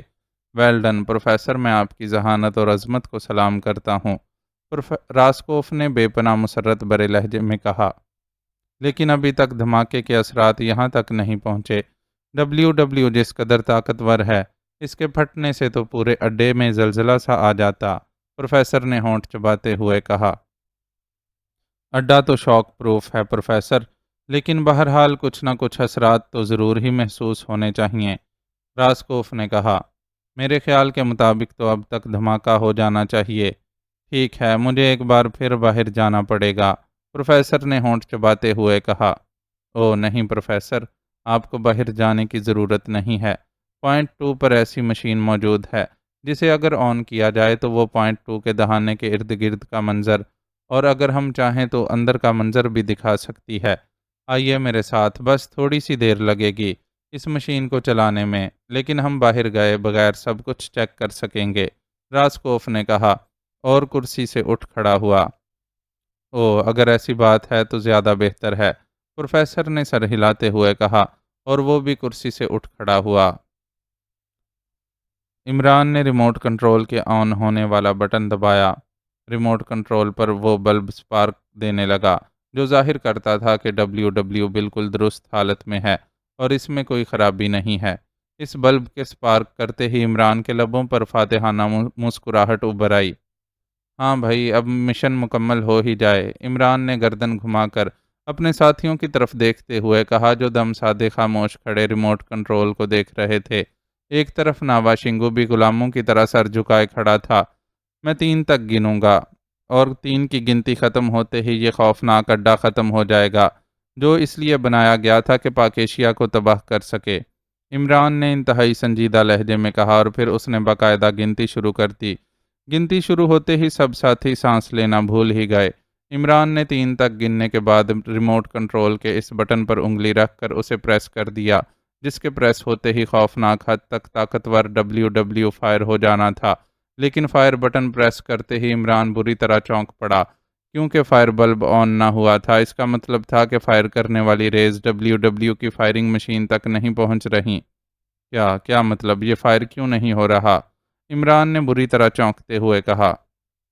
فائر نہیں ہو رہا؟ کیا مطلب؟ صفدر نے چونک کر پوچھا۔ ڈبلیو ڈبلیو تو درست حالت میں ہے، لیکن یہ فائر نہیں ہو رہا، اس لیے یہ بھی نہیں کہا جا سکتا کہ اس میں کوئی تکنیکی خرابی پیدا ہو گئی ہے یا کر دی گئی ہے۔ پھر آخر یہ فائر کیوں نہیں ہو رہا؟ عمران کے لہجے میں شدید الجھن تھی۔ ہو سکتا ہے اس پروفیسر نے اسے کسی ایسی چیز میں رکھ دیا ہو کہ فائر نہ ہو سکے، آخر وہ بھی بہت بڑا سائنسدان ہے، جولیا نے کہا، اور دوسرے لمحے عمران بری طرح اچھل پڑا۔ اوہو، حماقت ہو گئی، اب میں سمجھ گیا ہوں کہ یہ فائر کیوں نہیں ہو رہا، عمران نے بری طرح ہونٹ بھینچتے ہوئے کہا، اور اس کے ساتھ ہی اس نے ریموٹ کنٹرولر کو آف کر دیا۔ کیا ہوا؟ کچھ ہمیں بھی تو بتائیے، سب ساتھیوں نے چونک کر کہا۔ اس احمق پروفیسر نے ڈبلیو ڈبلیو کو کرومیم کی تہ والے کاغذ سے نکالے بغیر ویسے ہی کہیں رکھ دیا ہے، اور اس کرومیم کی تہ والے کاغذ کی وجہ سے فائرنگ ریز اس تک نہیں پہنچ رہیں۔ واقعی مجھ سے حماقت ہو گئی ہے، مجھے اس کاغذ کو علیحدہ کر دینا چاہیے تھا، عمران نے اسی طرح ہونٹ چباتے ہوئے کہا، اور سب کے حلق سے طویل سانس نکل گئے۔ اس کا مطلب ہے کہ ڈبلیو ڈبلیو بھی ہاتھ سے گیا اور اڈا بھی تباہ نہ ہو سکا۔ اب کیا کرنا ہے؟ جولیا نے منہ بناتے ہوئے کہا۔ اب خود جا کر اڈا تباہ کرنا پڑے گا، اور کیا کریں؟ عمران نے سر ہلاتے ہوئے جواب دیا، اور پھر وہ ناوا شنگو سے مخاطب ہو گیا۔ ناوا شنگو، تم جنگلوں کے محافظ ہو، کوئی ایسا راستہ بتاؤ جس سے ہم اڈے کے اندر پہنچ سکیں۔ عمران نے ایک خیال کے تحت پوچھا۔ آقا عمران، ناوا شنگو نے سر اٹھا کر عمران کی طرف دیکھتے ہوئے کہا، اور عمران بری طرح چونک پڑا۔ اس نے قریب سے جب ناوا شنگو کی آنکھوں میں جھانکا تو اسے فوراً معلوم ہو گیا تھا کہ ناوا شنگو کا ذہن کنٹرولڈ ہے، اس کی آنکھیں اس کا صاف پتہ دے رہی تھیں۔ عمران نے یہ احساس ہوتے ہی اس کے ذہن کو ٹٹولنا شروع کر دیا، اور شاید اسی لیے ناوا شنگو بات کرتے کرتے رک گیا تھا۔ دوسرے لمحے عمران کے چہرے پر شدید سراسیمگی کے آثار پھیلتے چلے گئے۔ اس نے نظریں ناوا شنگو کے چہرے سے ہٹائیں اور تیزی سے ناوا شنگو پر جھپٹ پڑا۔ دوسرے لمحے ناوا شنگو اس کے سینے سے جکڑا کھڑا تھا۔ کیا ہوا؟ سب لوگ عمران کی اس حرکت سے بری طرح چونک پڑے۔ صفدر، اس کی جیب سے ڈبلیو ڈبلیو نکال لو، جلدی کرو، عمران نے چیخ کر کہا، اور عمران کا یہ فکرہ سارے ساتھیوں پر بم بن کر گرا۔ کیا مطلب؟ ڈبلیو ڈبلیو اور اس کی جیب میں؟ صفدر جیسے آدمی نے بھی بری طرح بکھلائے ہوئے لہجے میں کہا۔ جلدی کرو، نکالو اسے، عمران نے تیز لہجے میں کہا۔ تو صفدر ناوا شنگو پر جھپٹ پڑا، اور واقعی چند لمحوں بعد کرومیم کی تہ والے کاغذ میں لپٹا ڈبلیو ڈبلیو اس کے ہاتھوں میں تھا۔ عمران نے ایک جھٹکا دے کر ناوا شنگو کو ایک طرف کیا اور جلدی سے صفدر کے ہاتھوں سے ڈبلیو ڈبلیو لے لیا۔ اس کے چہرے پر زلزلے کے سے آثار تھے۔ اوہ خدا کی پناہ، اگر یہ پھٹ جاتا تو اڈے کی بجائے ہمارے جسموں کے ذرات فضا میں بکھر جاتے۔ میں سوچ بھی نہ سکتا تھا کہ ڈبلیو ڈبلیو ہمارے پاس کھڑے ناوا شنگو کی جیب میں موجود ہوگا، لیکن خدا کا شکر ہے کہ جو حماقت مجھ سے ہوئی تھی وہی حماقت اس پروفیسر برسکی سے بھی سرزد ہوئی، اور اس حماقت کی وجہ سے اس وقت ہم زندہ سلامت کھڑے ہیں۔ عمران نے بے اختیار لمبے لمبے سانس لیتے ہوئے کہا، لیکن یہ تو تم نے پروفیسر کو دیا تھا، یہ اس کے پاس کیسے پہنچ گیا؟ جولیا نے خوف اور حیرت کے ملے جلے لہجے میں پوچھا۔ میں نے پروفیسر کی ذہنی طاقت کا انتہائی غلط اندازہ لگایا تھا، وہ میری توقع سے بھی کہیں زیادہ طاقتور ذہن کا آدمی ہے۔ میں نے اپنی طرف سے اتنا محلول اس کی کھوپڑی میں انجیکٹ کیا تھا کہ اس کی ذہنی طاقت ختم ہو گئی تھی، لیکن وہ چونکہ زیادہ طاقتور تھا اس لیے اس کی طاقت پوری طرح ختم نہ ہوئی تھی، البتہ وہ میرے ذہن پر کنٹرول نہ کر سکتا تھا، اور یقیناً اس نے مجھے ڈاج دیا کہ وہ میرے ذہن کے کنٹرول میں آ گیا ہے، لیکن ایسا نہ تھا۔ اس طرح وہ یہاں سے بچ کر چلا گیا، اور پھر اس نے ناوا شنگو کے ذہن کو کنٹرول کر کے یہ ڈبلیو ڈبلیو اس کی جیب میں منتقل کر دیا، اور اسے حکم دیا کہ وہ اس کے متعلق اظہار نہ کرے۔ لیکن ہماری قسمت اچھی تھی کہ پروفیسر کو بھی یہ خیال نہ آیا کہ وہ اسے کاغذ سے نکال کر دے۔ اگر وہ ایسا کر لیتا تو فائر بٹن پریس ہوتے ہی ہم سب ختم ہو جاتے، عمران نے کہا، اور اس کی بات سنتے ہی ایک بار تو سب ساتھیوں کے چہرے زرد پڑ گئے۔ ناوا شنگو اب بھی ایک طرف سر جھکائے خاموش کھڑا تھا، جیسے اس کا اس سارے واقعے سے کوئی تعلق نہ ہو۔ عمران چند لمحے خاموش کھڑا سوچتا رہا، پھر وہ ناوا شنگو سے مخاطب ہوا۔ ناوا شنگو، میری طرف دیکھو، عمران نے تیز لہجے میں کہا، اور ناوا شنگو نے چونک کر عمران کی طرف دیکھا، اور دوسرے لمحے اس کی پلکیں بھی جھپکنا بند ہو گئیں۔ وہ یک ٹک عمران کی آنکھوں میں دیکھے جا رہا تھا۔ تھوڑی دیر بعد عمران نے ایک جھٹکے سے نظریں ہٹائیں تو ناوا شنگو بری طرح چونک کر ادھر ادھر دیکھنے لگا۔ اوہ آقا عمران، میں واپس کیسے اور کب آیا ہوں؟ میں تو اس پروفیسر کے ساتھ تھا، नावाशिंगू ने हैरत भरे लहजे में कहा। तुम अच्छे जंगलों के मुहाफिज हो नावाशिंगू, के तुम्हें जंगलों के बारे में भी इल्म नहीं? इमरान ने मुस्कुराते हुए कहा। मुझे ये तुम क्या कह रहे हो आका इमरान? नावाशिंगू से ज़्यादा जंगलों को कौन जान सकता है? नावाशिंगू ने इस बार बुरा सा मुंह बनाते हुए कहा। अगर ऐसी बात है तो फिर तुमने अब तक मुझे ये क्यों नहीं बताया कि मुकद्दस चश्मा कहाँ मौजूद है? इमरान ने कहा। ओह, मुकद्दस चश्मा तुम्हें कैसे मालूम हुआ? ये राज तो सिर्फ मैं जानता हूँ। मैं नावाशिंगू, और ये राज इस कदर मुकद्दस है कि मैं इसको किसी तरह भी किसी को नहीं बता सकता, क्योंकि इस चश्मे की वजह से तो लकड़ी का मुकद्दस जंगल जिंदा है। नावाशिंगू ने इंतहाई हैरत भरे लहजे में कहा। तुम्हारे इस मुकद्दस चश्मे का पानी वो सफ़ेद फार्म इस्तेमाल कर रहे हैं। उन्होंने इस चश्मे को ना सिर्फ ढूंढ निकाला है, बल्कि पाइपों की मदद से वो अड्डे के अंदर ले गए हैं। तुम्हारा ये मुकद्दस पानी इन खौफनाक मिज़ाइलों की तनसीब में काम आ रहा है। इमरान ने उसे उकसाने के लिए बात बनाते हुए कहा। ओहो, ऐसा नहीं हो सकता, ऐसा नहीं हो सकता। उसका पानी कोई आदमी इस्तेमाल नहीं कर सकता, ये मुकद्दस चश्मा है। नावाशिंगू ने इंतहाई गुस्सीले लहजे में कहा। आओ फिर मुझे दिखाओ कहाँ है वो चश्मा, मैं तुम्हें अभी साबित कर देता हूँ कि मैं सच कह रहा हूँ। इमरान ने कहा। नहीं आका इमरान, मैं उस चश्मे तक किसी गैर को नहीं ले जा सकता, तुम्हें भी नहीं। ये मुकद्दस चश्मा है, सिर्फ मेरी ज़ात वहाँ तक जा सकती है। नावाशिंगू ने इनकार में सर हिलाते हुए कहा। अच्छा, तुम्हारी मर्जी, इमरान ने मुंह बनाते हुए कहा, और नावाशिंगू कंधे उचकाकर खामोश हो गया।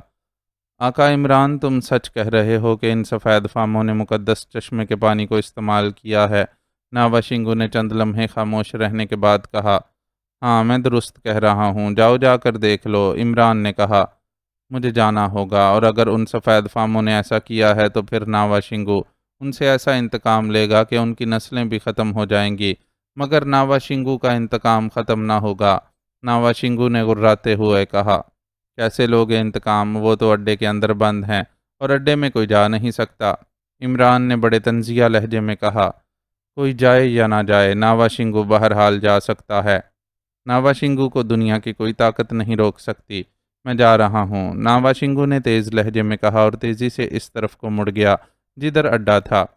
मुझे कैसे मालूम होगा कि तुम अड्डे के अंदर गए हो? इमरान ने मुस्कुराते हुए कहा। अब मैं क्या कह सकता हूँ आका इमरान, लेकिन एक रास्ता ऐसा है जिसका इल्म इन सफ़ेद फामों को भी नहीं। वो मुकद्दस रास्ता है, उसमें से सिर्फ मैं गुज़र सकता हूँ। नावाशिंगू ने कहा। तुम इस रास्ते की बात कर रहे हो जो दरख्त के खोखले तने से जाता है? इमरान ने मुस्कुराते हुए कहा, और नावाशिंगू इस तरह उछला जैसे उसके पैरों तले बम फट पड़ा हो। तो तुम सब कुछ कैसे जानते हो? क्या तुम भी अपने जंगलों के नावाशिंगू हो? नावाशिंगू हैरत से आंखें फाड़ फाड़ कर इमरान को देखने लगा, और इमरान बेख्तियार हंस पड़ा। हो सकता है वो रास्ता भी सफ़ेद फामों ने ढूंढ निकाला हो, जैसे पॉइंट 2 वाली सुरंग उन्होंने ढूंढ निकाली थी, और अब ये रास्ता बंद हो चुका हो। इमरान ने मुंह बनाते हुए कहा। ओह, इसका तो मुझे इल्म नहीं है। नावाशिंगू ने मायूसाना लहजे में कहा। अगर रास्ता बंद हो गया हो तो फिर तुम्हें इस रास्ते तक हमें ले जाने में तो कोई एतराज़ नहीं होना चाहिए। इमरान ने कहा। हाँ, अगर ऐसा है तो वाकई मुझे कोई एतराज़ नहीं है, नावाशिंगू ने कहा, और इमरान का चेहरा खिल उठा। ठीक है, आओ भई, अब तुम आसानी से चल सकते हो। आओ तुम्हें इस मुकद्दस रास्ते की ज़ियारत कराऊं, इमरान ने कहा, और उन सब ने सर हिला दिए। फिर वो सब नावाशिंगू के साथ आगे की तरफ बढ़ने लगे। इमरान ने जोसेफ और जवाना को बैग भी साथ ले चलने को कह दिया था, इसलिए दोनों बैग भी वो उठाए हुए थे। वाकई मुझसे हमाकत हो गई है। मुझे कागज़ से अलहदा करके नावाशिंगू को डब्ल्यू देना चाहिए था, लेकिन मेरे जहन में भी ये बात ना आई थी। लेकिन वो कौन सा मुकद्दस रास्ता है जिसका जिक्र ये इमरान कर रहा है? एक मेज़ पर रखी एक मुस्ततील शक्ल की मशीन के सामने कुर्सी पर बैठे हुए प्रोफेसर बरसकी ने साथ बैठे हुए रास्कोफ से मुखातिब होकर कहा। इस मशीन पर मौजूद स्क्रीन के ज़रिए उन्होंने ना सिर्फ इमरान और उसके साथियों की तमाम हरकत देखी थीं, बल्कि उनकी गुफ्तगू भी सुनी थी। और फिर जब वो सब चलते हुए इस मशीन की रेंज से बाहर हो गए तो स्क्रीन पर से उनकी तस्वीरें भी गायब हो गईं, और उनकी आवाज़ें भी सुनाई देना बंद हो गईं। इस वक्त प्रोफेसर बरसकी ने बात की थी। जहाँ तक मेरा ख्याल है, इमरान अड्डे के शुमाली तरफ मौजूद एक टेढ़ी मेढ़ी सी सुरंग की बात कर रहा है। अड्डे की तामीर के वक्त ये सुरंग सामने आई थी, اور پھر ہم نے چونکہ دیوار کھڑی کر دی تھی، اس لیے اس سرنگ کی ہمیں پرواہ نہ رہی تھی۔ لیکن مجھے حیرت ہے کہ عمران کو ان ساری باتوں کا کیسے علم ہو گیا؟ کیا یہ شخص جادوگر ہے؟ راسکوف نے حیرت بھرے لہجے میں کہا۔ میں جانتا ہوں اسے کیسے معلوم ہوا ہے۔ اس نے ناواشنگو کے ذہن کو ٹٹول کر سب کچھ معلوم کر لیا ہے۔ چونکہ ناواشنگو کے نزدیک چشمہ اور راستے کا محل وقوع مقدس ہے، اس لیے ان کے گرد ناواشنگو کے ذہن میں مقدس حالہ بن گیا ہے، اور ذہن ٹٹولنے والے علم کے لیے یہی مسئلہ آج تک حل نہیں ہو سکا کہ مقدس حالے کو کیسے کراس کیا جائے۔ مقدس حالہ اس قدر راسخ خیالات پر مبنی ہوتا ہے کہ اسے کوئی ذہنی قوت کراس نہیں کر سکتی۔ یہی وجہ ہے کہ عمران کو اتنا تو معلوم ہو گیا کہ ایسا راستہ اور ایسا چشمہ موجود ہے۔ اس نے اس چشمے اور راستے کو بھی دیکھ لیا ہے، لیکن چونکہ ان کے محل وقوع ناواشنگو کے ذہن میں موجود مقدس دھند میں لپٹے ہوئے ہیں، اس لیے وہ باوجود کوشش کے ان کے محل وقوع معلوم نہیں کر سکا۔ اس لیے اس نے اندازے سے باتیں کر کے ناواشنگو کو اکسایا اور ساتھ ملا لیا، لیکن اسے معلوم نہیں کہ راستہ واقعی دیوار ڈال کر بند کر دیا گیا ہے۔ پروفیسر نے جواب دیا، لیکن اس سے اسے کیا حاصل ہوگا؟ وہ دیوار بھی نہیں توڑ سکتا اور پانی کا پائپ بھی، کیونکہ وہ ہم نے پہلے ہی زمین کی انتہائی گہرائی تک لے جا کر پھر اسے موڑ کر اوپر لے آئے ہیں، اور وہ بھی خاصے فاصلے سے۔ اس جوڑ میں بھی سیسا بھرا ہوا ہے۔ راسکوف نے کہا، تم بھول رہے ہو کہ اس کے پاس WW ہے، اس سے وہ دیوار تو توڑ ہی لے گا۔ پروفیسر نے کہا، نہیں پروفیسر، دیوار WW تو ایک طرف ایٹم بم سے بھی نہیں ٹوٹ سکتی۔ ان دیواروں میں ایسے کیمیکلز استعمال کیے گئے ہیں جو ایٹم بم بلکہ ہائیڈروجن بم کے دھماکے کو بھی جذب کر کے بیکار کر سکتے ہیں۔ راسکوف نے جواب دیا، او پھر ٹھیک ہے، لیکن اب ان کا خاتمہ بھی تو ہونا چاہیے، ورنہ یہ ہمیں سکون سے مشن مکمل نہ کرنے دیں گے۔ پروفیسر نے ہونٹ چباتے ہوئے کہا، ایک صورت ہے کہ جب یہ اس راستے میں داخل ہو جائیں تو ہم اڈے کا راستہ کھول کر اس دہانے تک جائیں اور پھر اس دہانے کے اندر میزائل فٹ کر کے اسے فائر کر دیں۔ اس طرح یہ دونوں طرف سے پھنس جائیں گے، آگے دیوار اور پیچھے میزائل۔ اس طرح ان کا خاتمہ یقینی ہو جائے گا۔ راسکوف نے کہا، مگر تم وہ دہانہ جانتے ہو؟ پروفیسر نے چونک کر پوچھا۔ بالکل جانتا ہوں، کمپیوٹر سروے رپورٹ میرے پاس موجود ہے، اس میں اس سرنگ اور اس کے دہانے کی پوری تفصیل موجود ہے۔ راسکوف نے کہا، پھر ٹھیک ہے، لیکن ایسا کرنے کے لیے جائے گا کون؟ کیا تم جاؤ گے؟ پروفیسر نے کہا، ظاہر ہے مجھے ہی جانا پڑے گا۔ اگر ناروف اور کرشن زندہ ہوتے تو میں انہیں بھیجتا، لیکن اب مجھے خود جانا ہوگا۔ راسکوف نے کہا، میں بھی تمہارے ساتھ جاؤں گا، چلو اٹھو۔ 111 میزائل ان کے لیے یقینی موت بن جائے گا، اور یہ میزائل میں ہی فٹ کر سکتا ہوں، تم نہیں، پروفیسر نے کہا، اور راسکوف سر ہلاتا ہوا اٹھ کھڑا ہوا۔ تھوڑی دیر بعد راسکوف ایک 10 فٹ لمبا سرخ رنگ کا میزائل کاندھے پر اٹھائے اڈے سے نکل کر باہر جنگل میں آیا تو پروفیسر بھی اس کے ساتھ تھا۔ وہ دونوں تیز تیز قدم اٹھاتے شمال کی طرف بڑھنے لگے۔ تقریباً آدھے گھنٹے بعد راسکوف ایک پرانے شاہ بلوت کے درخت کے سامنے پہنچ کر رک گیا۔ اس درخت کا تنا بے حد چوڑا تھا، اور اس وقت اس تنے کے اندر باقاعدہ ایک خلا سا صاف نظر آ رہا تھا۔ راسکوف نے احتیاط سے آگے بڑھ کر اس خلا کے اندر جھانکا۔ اس خلا سے ایک سرنگ نما راستہ نیچے گہرائی کی طرف ڈھلوانی صورت میں جا رہا تھا۔ یہ ہے دہانہ، راسکوف نے پروفیسر سے مخاطب ہو کر کہا۔ میں سمجھ گیا ہوں، یہ بتاؤ کہ یہاں سے ہمارے اڈے کی دیوار کتنے فاصلے پر ہوگی؟ پروفیسر نے پوچھا۔ صرف آدھا کلومیٹر کا فاصلہ ہوگا، راسکوف نے جواب دیا۔ کافی ہے، 111 میزائل اس پوری سرنگ میں خوفناک تباہی پھیلا دے گا، اور پھر ان کے پاس WW بھی ہے، وہ بھی پھٹ جائے گا، اور اس خلا کی موجودگی بتا رہی ہے کہ یہ لوگ اندر سرنگ میں موجود ہیں۔ اتارو اس میزائل کو، پروفیسر نے کہا، اور راسکوف نے سر ہلاتے ہوئے کاندھے پر لدے ہوئے میزائل کو درخت کے تنے کے ساتھ احتیاط سے رکھ دیا۔ پروفیسر نے میزائل کو اٹھایا اور پھر خلا کے درمیان رکھ کر اسے اس طرح ایڈجسٹ کرنے میں مصروف ہو گیا کہ میزائل فائر ہونے کے بعد ادھر ادھر جانے کے بجائے ٹھیک سرنگ کے اندر دوڑتا ہوا آگے جائے۔ تھوڑی سی کوشش کے بعد وہ اسے ایڈجسٹ کرنے میں کامیاب ہو گیا، تو پھر وہ پیچھے ہٹ گیا۔ قدموں کے نشانات بھی موجود ہیں اندر جاتے ہوئے، راسکوف نے کہا۔ ہاں میں نے بھی دیکھے ہیں، اب یہ کسی صورت بھی نہ بچ سکیں گے، اب یہ پوری طرح چوہے دان میں پھنس گئے ہیں، پروفیسر نے کہا، اور پھر اس نے جیب سے میزائل کا چارجر نکالا اور اسے ایڈجسٹ کرنے لگا۔ चंद लम्हों बाद उसने बटन होंठ भींचते हुए मिसाइल फायर कर दिया। चार्जर का फायर बटन दबते ही मिसाइल शरर की तेज आवाज़ से उछलकर अंदर सुरंग में गायब हो गया और फिर चंद सेकंड बाद एक खौफनाक धमाका हुआ और ज़मीन इस तरह लर्जी जैसे नीचे ज़मीन की गहराई में जलजला आ गया हो। हा हा हा हा, अब इनका खात्मा हो गया। 111 मिसाइल ने इनके जिस्मों को राख में तब्दील कर दिया होगा, प्रोफेसर ने इंतहाई मुसर्रत भरे लहजे में कहा, और रास्कोफ भी बेपनाह मुसर्रत की वजह से कहकहा लगाने पर मजबूर हो गया। ये लोग वाकई भूतों की तरह चिमट गए थे। बहरहाल अब इनका खात्मा हो गया। अब हम अपना मिशन इत्मीनान से तकमील तक पहुंचाएंगे। इस तरह पाक एशिया का गरूर हमेशा हमेशा के लिए टूट जाएगा। रास्कोफ ने हंसते हुए कहा, और फिर वो दोनों वापस अड्डे में जाने के लिए मुड़ गए। उनके चेहरों पर गहरा इत्मीनान मौजूद था। स्पेशल वे पर पहुंचकर वो दोनों अंदर दाखिल हुए और रास्कोफ ने स्पेशल वे ऑफ करके अड्डे को एक बार फिर महफूज बना दिया। अब मैं अपने काम पर जा रहा हूँ। पहले भी इन लोगों के चक्कर में काम का काफ़ी हर्ज हो गया है, प्रोफेसर बर्सकी ने अंदर दाखिल होते हुए कहा। यस प्रोफेसर, मैं भी बुरी तरह थक गया हूँ, इसलिए अब मैं भी आराम करना चाहता हूँ, रास्कोफ ने सर हिलाते हुए कहा, और फिर वो एक राहदारी में मुड़कर अपने दफ्तर वाले हिस्से की तरफ बढ़ गया, जिसके साथ ही उसके आराम करने का कमरा मौजूद था। नावाशिंगो इमरान और उसके साथियों को साथ लिए जंगल के अंदर चलता हुआ काफ़ी दूर आ गया। जंगल का यह हिस्सा शाहबलूत के दरख्तों से पुर था। चंद लम्हों बाद नावाशिंगो शाहबलूत के एक पुराने दरख्त के सामने जाकर रुक गया। यह है मुकद्दस रास्ते का दहाना आका इमरान, नावाशिंगो ने तने की तरफ इशारा करते हुए कहा। ठीक है, खोलो इसे, इमरान ने कहा, और नावाशिंगो आगे बढ़ा। वो दरख्त के तने की अकबी तरफ गया। चूंकि तना बेहद चौड़ा था, इसलिए वो इसके पीछे आकर इनकी नज़रों से छुप गया, लेकिन उसी लम्हे हल्की सी कड़कड़ाहट की आवाज़ उभरी और चौड़े तने के दरमियान एक खलासा पैदा हो गया।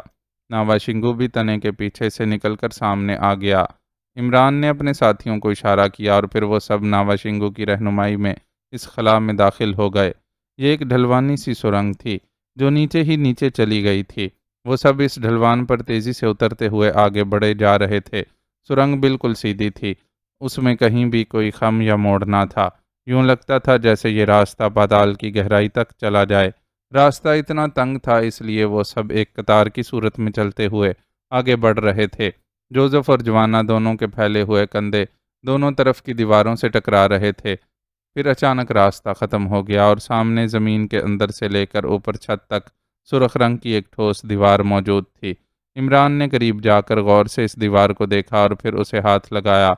दूसरे लम्हे उसके चेहरे पर कदरे उलझन के तासुरात उभर आए। ये तो एयर ब्लॉक्स वाल है, इस पर तो एटम बम भी असर नहीं कर सकता। ओ, इस कदर मजबूत अड्डा होने की तो मुझे तवक्को भी ना थी, इमरान ने बड़बड़ाते हुए कहा। तो फिर अब, सफदर ने कहा, तुमने देख लिया नावाशिंगो, इन्होंने ये मुकद्दस रास्ता भी बंद कर दिया है। इमरान ने तंजिया लहजे में पास खड़े नावाशिंगो से मुखातिब होकर कहा। तुमने दुरुस्त कहा था, लेकिन मैं नावाशिंगू हूँ, ये दीवारें मुझे नहीं रोक सकती, नावाशिंगू ने सर हिलाते हुए कहा। उसके लहजे में एतमाद था। तो फिर जाओ, फिर खड़े क्यों हो, इमरान ने कहा। आप लोग भी जाना चाहते हैं या मैं अकेला चला जाऊं, नावाशिंगू ने मुस्कुराते हुए कहा। पहले तुम रास्ता तो बनाओ, इमरान ने कहा, और नावाशिंगू ने मुस्कुराते हुए साइड की दीवार की जड़ में एक जगह जोर से पैर मारा तो गिड़गिड़ाहट की आवाज़ के साथ ही दीवार यकलख्त दरमियान से खुल गई। और इमरान ये देखकर हैरान रह गया कि जिसे वो लोग आम ज़मीनी दीवार समझ रहे थे, दरअसल वो एक काफ़ी बड़ी चट्टान थी, जिसके ऊपर मिट्टी की तह इस तरह चढ़ी हुई थी कि आम नज़रों से वो मिट्टी ही नज़र आ रही थी। ये चट्टान गिड़गिड़ाहट की आवाज़ से पीछे को हट गई थी। दूसरी तरफ अब एक और सुरंग नज़र आ रही थी, लेकिन ये सुरंग सीधी आगे को बढ़ गई थी और ये पहले वाली सुरंग से चौड़ी थी। नावाशिंगू के पीछे वो सब भी इस सुरंग में दाखिल हो गए।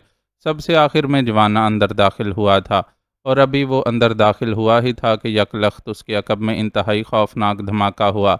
यह धमाका इस कदर शदीद था कि वो सब बेख्तियार मुंह के बल नीचे गिरे।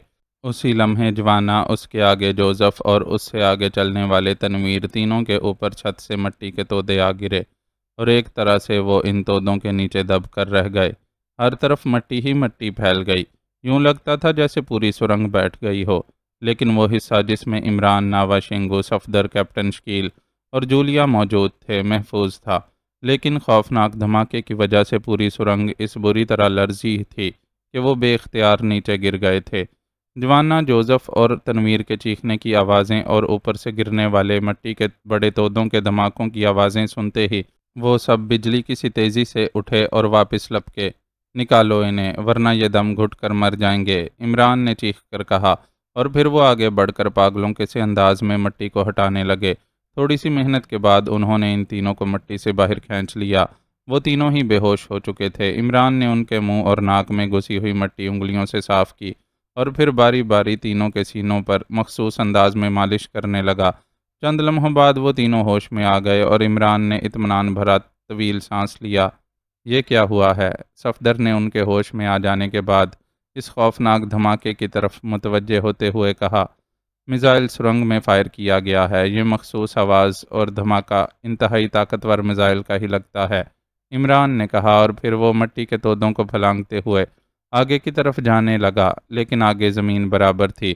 اس کا مطلب تھا کہ پہلے والی سرنگ یا تو مکمل یا اس کا آخری حصہ بالکل بیٹھ چکا ہے۔ اس کا مطلب تھا کہ اب ان کی واپسی کا راستہ مکمل طور پر مسدود ہو چکا تھا۔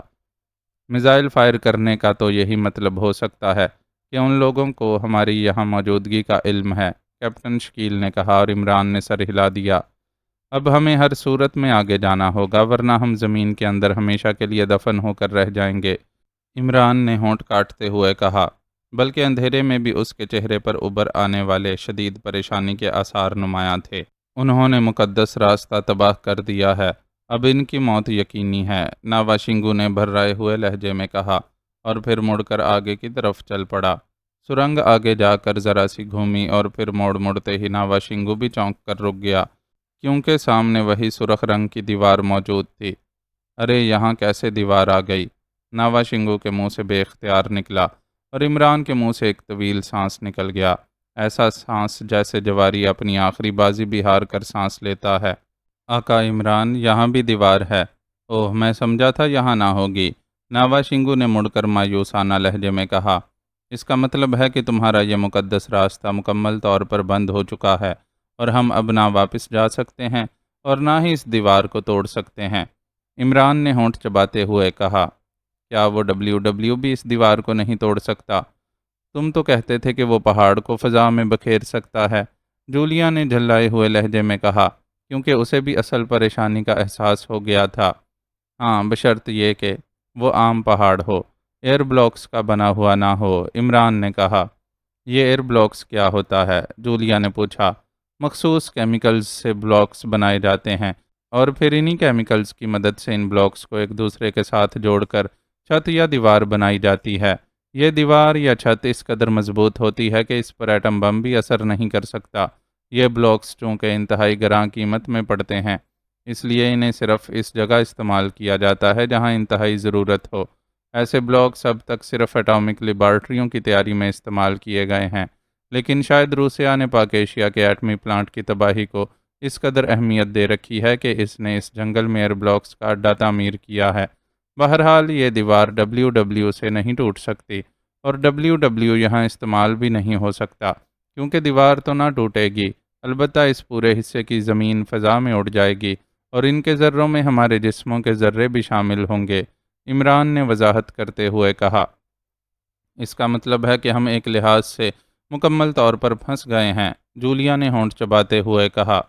ہاں، اب یہ ہماری اجتماعی قبر کہلائے گی۔ چلو، علیحدہ علیحدہ عرسوں کا خرچہ تو بچ گیا، ایک ہی خرچے میں ہم سب کے عرس اطمینان سے پڑے جائیں گے، عمران نے پہلی بار مسکراتے ہوئے کہا۔ اس کے چہرے پر موجود پریشانی کے تاثرات یکلخت غائب ہو گئے تھے۔ تم مسکرا رہے ہو اور ہماری جان پر بنی ہوئی ہے، جولیا نے جھلائے ہوئے لہجے میں کہا۔ باس، یہ دیوار کس قدر گہری ہوگی؟ اچانک جوزف نے پوچھا۔ یہ تو کھودنے پر ہی معلوم ہو سکتا ہے، کیوں؟ عمران نے چونک کر پوچھا۔ باس، بیگ میں سرنگ کھودنے والی مشین تو موجود ہے، اس سے کیوں نہ مدد لی جائے؟ جوزف نے کہا۔ نہیں، وہ یہاں تک کام نہیں دے سکتی، وہ صرف سیدھی سرنگ کھود سکتی ہے، اوپر یا نیچے کی طرف نہیں جا سکتی۔ اگر ایسا ہو سکتا تو میں پہلے ہی یہ کام شروع کر دیتا، عمران نے انکار میں سر ہلاتے ہوئے کہا۔ تو اب کچھ سوچو گے بھی یا یوں ہی کھڑے احمقوں کی طرح سر ہلاتے رہو گے؟ جولیا نے بری طرح جھلاتے ہوئے کہا۔ احمقوں کا سر تو خالی ہوتا ہے، اس لیے بے اختیار ہلتا رہتا ہے، مگر عقل مندوں کے سر وزن کی وجہ سے نہیں ہل سکتے۔ اب یہ اور بات ہے کہ یہ وزن عقل کی بجائے بھوسے کا ہو۔ دیکھو تنویر کس طرح ساکت کھڑا ہے۔ عمران نے مسکراتے ہوئے کہا، تم اس احمق ناوا شنگو کے پیچھے اس طرح چل پڑے تھے جیسے یہ ناوا شنگو نہ ہو، کوئی دیوتا ہو۔ اب بھگتو۔ تنویر نے انتہائی غصیلے لہجے میں کہا، عمران صاحب اگر ہم اسی طرح یہاں کھڑے ایک دوسرے سے لڑتے رہے تو پھر ہماری موت یقینی ہے، یہاں موجود آکسیجن جلد ختم ہو جائے گی، اور میرا خیال ہے ہم اس وقت سطح زمین سے کم از کم 100 فٹ نیچے ہوں گے۔ اس قدر گہرائی میں تو آکسیجن ویسے ہی کم ہوتی ہے، اس لیے آپ کوئی تجویز سوچیں جس سے اس عذاب سے رہائی مل سکے۔ صفدر نے انتہائی سنجیدہ لہجے میں کہا، ماسٹر اگر آپ اجازت دیں تو میں ایک بات کروں۔ اب تک خاموش کھڑے ہوئے جوانا نے کہا، اور سب چونک کر اس کی طرف دیکھنے لگے۔ تم بھی بات کر لو بھائی، تاکہ تمہیں بھی یہ حسرت نہ رہے، عمران نے کہا۔ ماسٹر یہاں کی زمین نرم ہے اور پتھریلی نہیں ہے، اگر ہم دیوار کے ساتھ ساتھ اسے ہاتھوں سے ہی کھودنا شروع کر دیں تو یقیناً اس جگہ پہنچ جائیں گے جہاں اس دیوار کا اختتام ہوگا۔ اس کے بعد اڈے کے اندر جانا مشکل نہ ہوگا۔ جوانا نے کہا، اتنی گہری قبر کو مزید گہرا کرنا چاہتے ہو بھائی؟ اس طرح تو رہی صحیح آکسیجن کا کوٹا بھی جلد ہی ختم ہو جائے گا، عمران نے جواب دیا، اور اس بار سب خاموش ہو گئے۔ عمران کی پیشانی پر بھی لکیریں ابھر آئیں، وہ ان سب سے زیادہ صورتحال کی نزاکت کو سمجھ رہا تھا۔ اس نے یہ ہلکی پھلکی باتیں بھی اس لیے کی تھیں کہ شاید اس طرح اس کا ذہن کوئی کام کی تجویز سوچ سکے، لیکن وہ واقعی اس بری طرح پھنسے تھے کہ کوئی صورت بچ نکلنے کی سمجھ میں نہ آ رہی تھی۔ پھر جس طرح بجلی کا گوندا چمکتا ہے اس طرح اس کے ذہن میں ایک خیال آیا تو وہ چونک پڑا۔ جوزف اپنا بیگ دکھاؤ مجھے، عمران نے چونک کر جوزف سے کہا۔ اوہ، کوئی ترکیب سمجھ میں آ گئی ہے، جولیا نے خوش ہوتے ہوئے کہا۔ باقی ساتھیوں کے چہروں پر بھی مسرت کے آثار ابھر آئے۔ ایک ہی ترکیب سمجھ میں آئی ہے کہ مولوی کو یہاں بلا لیا جائے، گواہ تو 2 سے زیادہ ہیں اور تنویر جیسا شہبالہ بھی موجود ہے، عمران نے جوزف سے بیگ لیتے ہوئے کہا۔ پھر وہی بکواس، جولیا واقعی بری طرح جھلا گئی۔ تنویر کا منہ بھی بگڑ گیا تھا، لیکن باقی ساتھی صرف مسکرا دیے۔ سن لیا تم نے تنویر، شہبالہ بکواس ہوتا ہے، اور بات بھی درست ہے، اصل چیز تو دلہا ہوتا ہے، یہ شہبالہ تو صرف دم چھلا ہوتا ہے جو دم کو بس سیدھا کیے رکھتا ہے، ٹیڑھا نہیں ہونے دیتا، عمران نے مسکراتے ہوئے کہا، اور اس کے ساتھ ہی اس نے بیگ میں سے ایک بڑا سا ٹرانسمیٹر نکال لیا۔ عمران کو ٹرانسمیٹر نکالتے دیکھ کر وہ سب چونک پڑے، لیکن وہ بولے نہیں، البتہ اس کے چہرے پر حیرت کے آثار تھے کہ عمران یہاں سے کس کو کال کرنا چاہتا ہے۔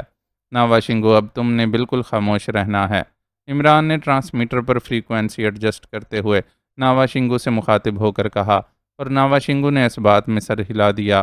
عمران کے ذہن میں وہ فریکوینسی آ گئی تھی جو فکسڈ ٹرانسمیٹر پر ایڈجسٹ تھی، اور جس سے عمران نے کرشن بن کر راسکوف سے بات کی تھی۔ اس نے وہی فریکوینسی ایڈجسٹ کی اور پھر ٹرانسمیٹر کا بٹن دبا دیا۔ ٹرانسمیٹر کا بلب تیزی سے سپارک کرنے لگا۔ چند لمحوں بعد بلب یک لخت مسلسل جلنے لگا اور عمران کے لبوں پر مسکراہٹ تیر گئی۔ ہیلو ہیلو، ناوا شنگو بول رہا ہوں، اوور، عمران کے منہ سے ناوا شنگو کی آواز نکلی، اور ناوا شنگو اس طرح چونک کر عمران کی طرف دیکھنے لگا جیسے اسے اپنے کانوں پر یقین نہ آ رہا ہو۔ یس، راسکوف اٹینڈنگ، تم کہاں سے بول رہے ہو ناوا شنگو؟ کیا تم عمران اور اس کے ساتھیوں کے ساتھ اس درخت والے راستے میں نہ گئے تھے؟ اوور، دوسری طرف سے راسکوف کی حیرت بھری آواز سنائی دی۔ میں تو کیا، کوئی بھی اس راستے سے اندر نہ گیا تھا، اس عمران نے مجھے کہا تھا کہ میں بس راستہ کھول دوں، اور پھر اس نے اپنے بیگ میں سے ایک عجیب سا ہتھیار نکالا اور اس راستے کے باہر اور اندر اس آلے کی مدد سے ایسے نشانات لگا دیے جن سے ایسے لگتا تھا جیسے بہت سے لوگ اندر گئے ہوں۔ ان کے قدموں کے ٹیڑھے میڑھے نشانات بن گئے تھے، لیکن کوئی اندر نہ گیا تھا۔ اوور، عمران نے کہا۔ او، پھر تم لوگ کہاں تھے اور مجھے کال کیوں کیا ہے تم نے؟ اوور، راسکوف کے لہجے میں اس بار شدید ترین الجھن موجود تھی۔ راسکوف یہ اڈے کو تباہ کر کے اس کے اندر موجود ساری سفید فام عورتوں کو مارنا چاہتے تھے۔ میں نے انہیں بہت روکا لیکن یہ نہ مانے۔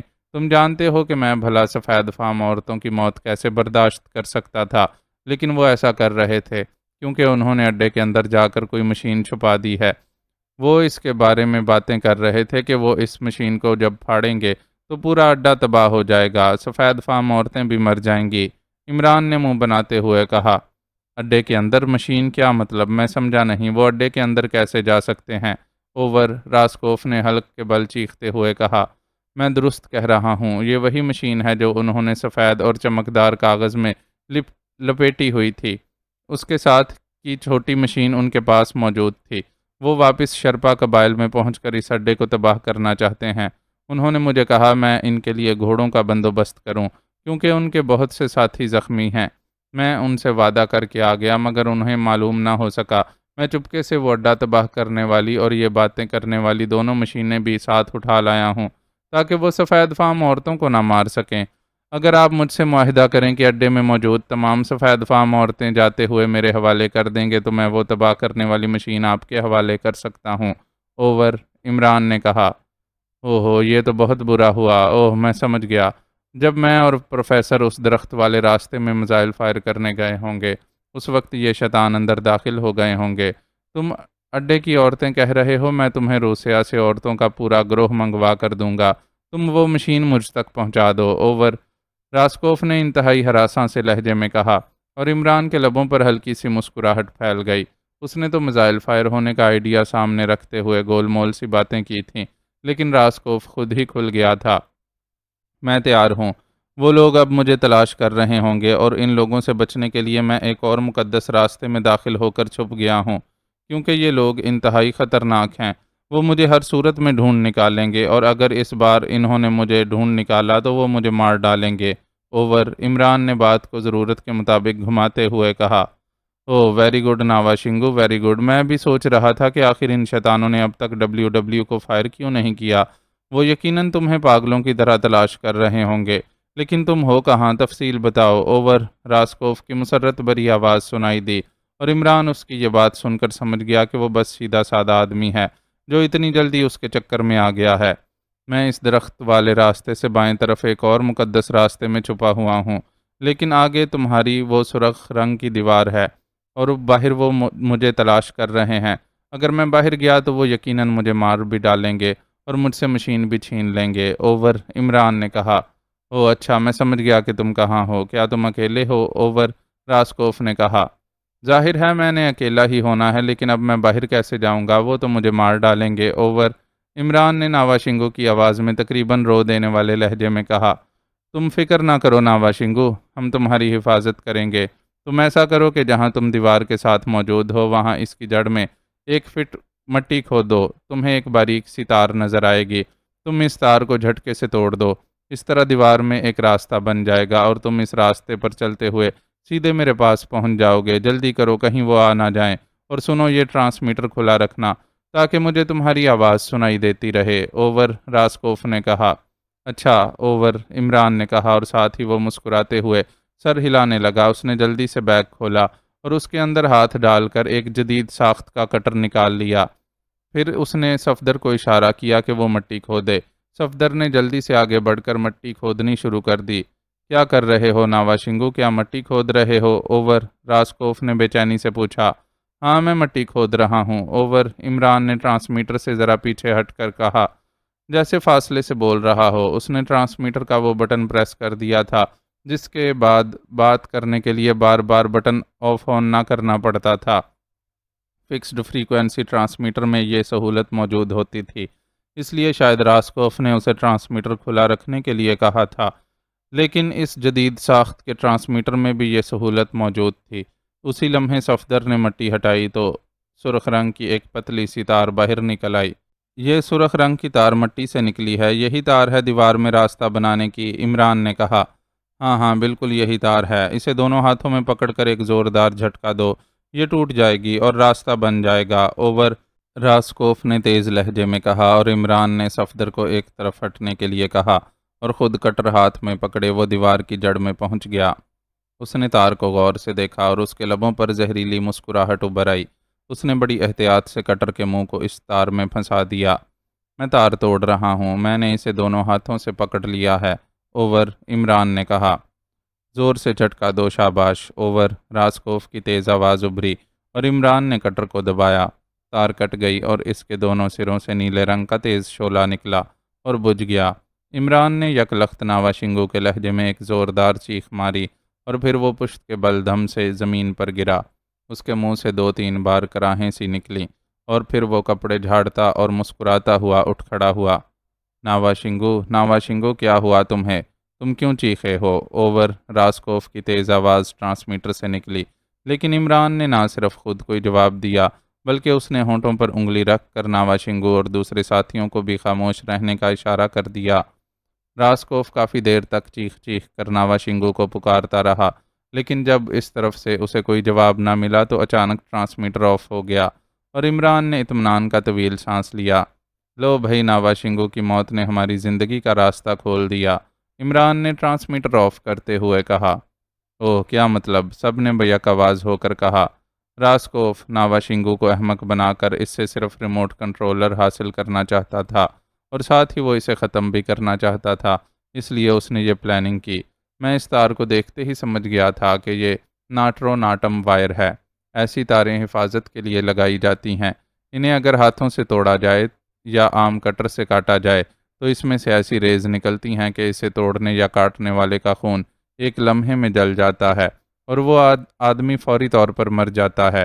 لیکن یہ گلاکوس کٹر ہے جس میں ایسی خوفناک ریز کے خلاف حفاظتی انتظامات موجود ہوتے ہیں، اس لیے میرا خون تار کٹنے کے باوجود نہ صرف چل رہا ہے بلکہ چھلانگیں مار رہا ہے۔ اب اس دیوار میں سے کوئی راستہ کھلے گا اور راسکوف ناواشنگو کی لاش سے ریموٹ کنٹرولر لینے آئے گا، اس لیے سب لوگ ہوشیار رہیں، عمران نے کہا، اور ان سب کے چہروں پر حقیقی مسرت کی جگمگاہٹ ابھر آئی۔ آقا عمران، آپ واقعی آقا بننے کے لائق ہیں، ناواشنگو نے اس بار بڑے خلوص بھرے لہجے میں کہا، اور پھر اس سے پہلے کہ عمران کوئی جواب دیتا اچانک دیوار کے درمیانی حصے میں سے ہلکی سی گڑگڑاہٹ کی آواز سنائی دی اور وہ سب تیزی سے دیوار کی سائیڈ میں ہو کر کھڑے ہو گئے۔ چند لمحوں بعد واقعی دیوار میں سے ایک خلاصہ پیدا ہوا اور اس کے ساتھ ہی ایک روح سیاہی اچھل کر اندر داخل ہوا، لیکن دوسرے لمحے وہ چیختا ہوا اچھل کر منہ کے بل سامنے زمین پر گرا۔ عمران نے اس کی گردن کے عقبی حصے پر زوردار ہاتھ مارا تھا۔ نیچے گر کر اس نے پلٹ کر اٹھنے کی ابھی کوشش ہی کی تھی کہ عمران نے آگے بڑھ کر پوری قوت سے لات اس کی کن پٹی پر ماری اور راسکوف چیختا ہوا الٹ کر چت ہوا اور پھر اس کے ہاتھ پیر سیدھے ہوتے چلے گئے۔ چلو اٹھاؤ اسے کیپٹن شکیل، عمران نے کہا، اور کیپٹن شکیل نے جھک کر بے ہوش پڑے ہوئے راسکوف کو اٹھایا اور کاندھے پر لاد لیا اور وہ سب عمران کی رہنمائی میں اس دیوار میں پیدا ہونے والے خلا سے گزر کر دوسری طرف پہنچ گئے۔ یہ ایک راہداری تھی جس کے اختتام پر وہ ایک کمرے میں پہنچ گئے۔ اس کمرے کا دوسرا دروازہ ایک اور راہداری میں کھلتا تھا اور وہ اس کمرے سے ہو کر اس راہداری میں پہنچ گئے، لیکن اس راہداری کے اختتام پر ٹھوس دیوار تھی۔ اس طرح راہداری ختم ہو گئی تھی، اب وہ کسی اور طرف نہ جا سکتے تھے۔ اسے ہوش میں لے آؤ، اب یہی سب کچھ بتائے گا، عمران نے مڑ کر کہا، اور کیپٹن شکیل نے راسکوف کو فرش پر لٹا دیا اور پھر جھک کر اس نے اس کا منہ اور ناک دونوں ہاتھوں سے بند کر دیا۔ چند لمحوں بعد ہی راسکوف کے جسم میں ہلکی سی حرکت پیدا ہوئی اور کیپٹن شکیل پیچھے ہٹ گیا۔ عمران نے آگے بڑھ کر اس کی گردن پر اپنا بوٹ رکھ دیا۔ چند لمحوں بعد راسکوف کی آنکھیں ایک جھٹکے سے کھلیں اور اس نے بے اختیار اٹھ کر بیٹھنے کی کوشش کی، لیکن عمران نے پیر کو ذرا سا گھما دیا اور راسکوف کا نہ صرف جسم ساکت ہو گیا بلکہ اس کے منہ سے خرخراہٹ کی آوازیں بھی نکلنے لگیں۔ اس کا چہرہ تیزی سے مسخ ہونے لگ گیا تھا۔ خبردار، ایک لمحے میں مار ڈالوں گا، عمران نے انتہائی سرد لہجے میں کہا اور پھر اس نے پیر کو واپس گھما دیا۔ تو تم زندہ ہو؟ اوہ، دھوکہ! کیا اس ناواشنگو نے دھوکہ کیا ہے؟ راسکوف نے ذرا سی حالت بہتر ہوتے ہی چیخ کر کہا۔ دھوکہ اس نے نہیں کیا، تم نے کیا ہے راسکوف، تم اسے مار کر اس سے ریموٹ کنٹرولر حاصل کرنا چاہتے تھے۔ بہرحال اب تم اگر ہمیں اڈے سے باہر نکلنے کا ایسا راستہ بتا دو جس سے گزرتے ہوئے ہمیں اڈے میں موجود کوئی شخص نہ دیکھ سکے تو ہم تمہیں زندہ چھوڑ دیں گے، عمران نے اسی طرح سرد لہجے میں کہا۔ ٹھیک ہے، میں بتا دیتا ہوں، میرے ساتھ چلو، راسکوف نے جلدی سے کہا۔ تم مجھے چکر دینے کی کوشش نہ کرو، جلدی بتاؤ، عمران نے کرخت لہجے میں کہا اور ساتھ ہی اس نے پیر کو ذرا سا گھما دیا۔ بتاتا ہوں، مجھے مت مارو، اوہ اس قدر عذاب، راسکوف نے پھڑکتے ہوئے لہجے میں کہا، اس کا چہرہ ایک بار پھر مسخ ہونے لگ گیا تھا۔ بتاؤ ورنہ اس بار، عمران نے کہا اور پیر کو ذرا سا پیچھے کیا تو راسکوف کسی ٹیپ کی طرح بولنے لگا۔ عمران چونکہ مارٹینا سے اڈے کے اندرونی حصوں کے بارے میں معلومات حاصل کر چکا تھا، اس لیے وہ کسی حد تک تو اس کی ساخت سے واقف تھا، لیکن مارٹینا اس کے میکنزم کو نہ جانتی تھی اور راسکوف انچارج تھا، اس لیے عمران کو تفصیلات اس سے پوچھنا پڑیں۔ اس نے مختلف سوال کیے اور جب اسے تسلی ہو گئی کہ اب وہ کسی کے علم میں آئے بغیر یہاں سے نکل جائیں گے، تو عمران نے پیر کو تیزی سے گھما دیا۔ راسکوف کے حلق سے خرخراہٹ نکلنے کے ساتھ ساتھ اس کے ناک اور منہ سے خون کسی فوارے کی طرح ابلنے لگا۔ اس کا پورا جسم ذبح ہوئی مرغی کی طرح چند لمحوں کے لیے پھڑکا اور پھر وہ ساکت ہو گیا۔ اس کی آنکھیں اوپر کو چڑھ گئی تھیں، وہ ختم ہو چکا تھا۔ آؤ میرے ساتھ، پوری طرح ہوشیار رہنا۔ اس اڈے کے اندر بھی ایسے انتظامات ہیں کہ وہ ہمیں ایک بار پھر کسی موت کے پنجرے میں بے بس کر سکتے ہیں، عمران نے کہا اور تیزی سے مڑ کر وہ اسی کمرے کی طرف بڑھ گیا جس میں سے گزر کر وہ دوسری راہداری میں پہنچے تھے۔ یہ کمرہ لفٹ کے طور پر کام کرتا تھا۔ تم اسے تباہ کرنے کے بجائے یہاں سے نکلنا چاہتے ہو، کیا مطلب؟ جولیا نے حیران ہو کر کہا۔ اس کے اندر ابھی پروفیسر برسکی بھی موجود ہے اور دوسرے کافی لوگ بھی ہیں اور تم سب زخمی ہو، اس لیے اگر ہم نے لڑنا شروع کیا تو یہ اڈا ہماری قبر بن سکتا ہے۔ فرق صرف اتنا ہوگا کہ وہ کچی قبر تھی، یہ پختہ قبر بن جائے گی۔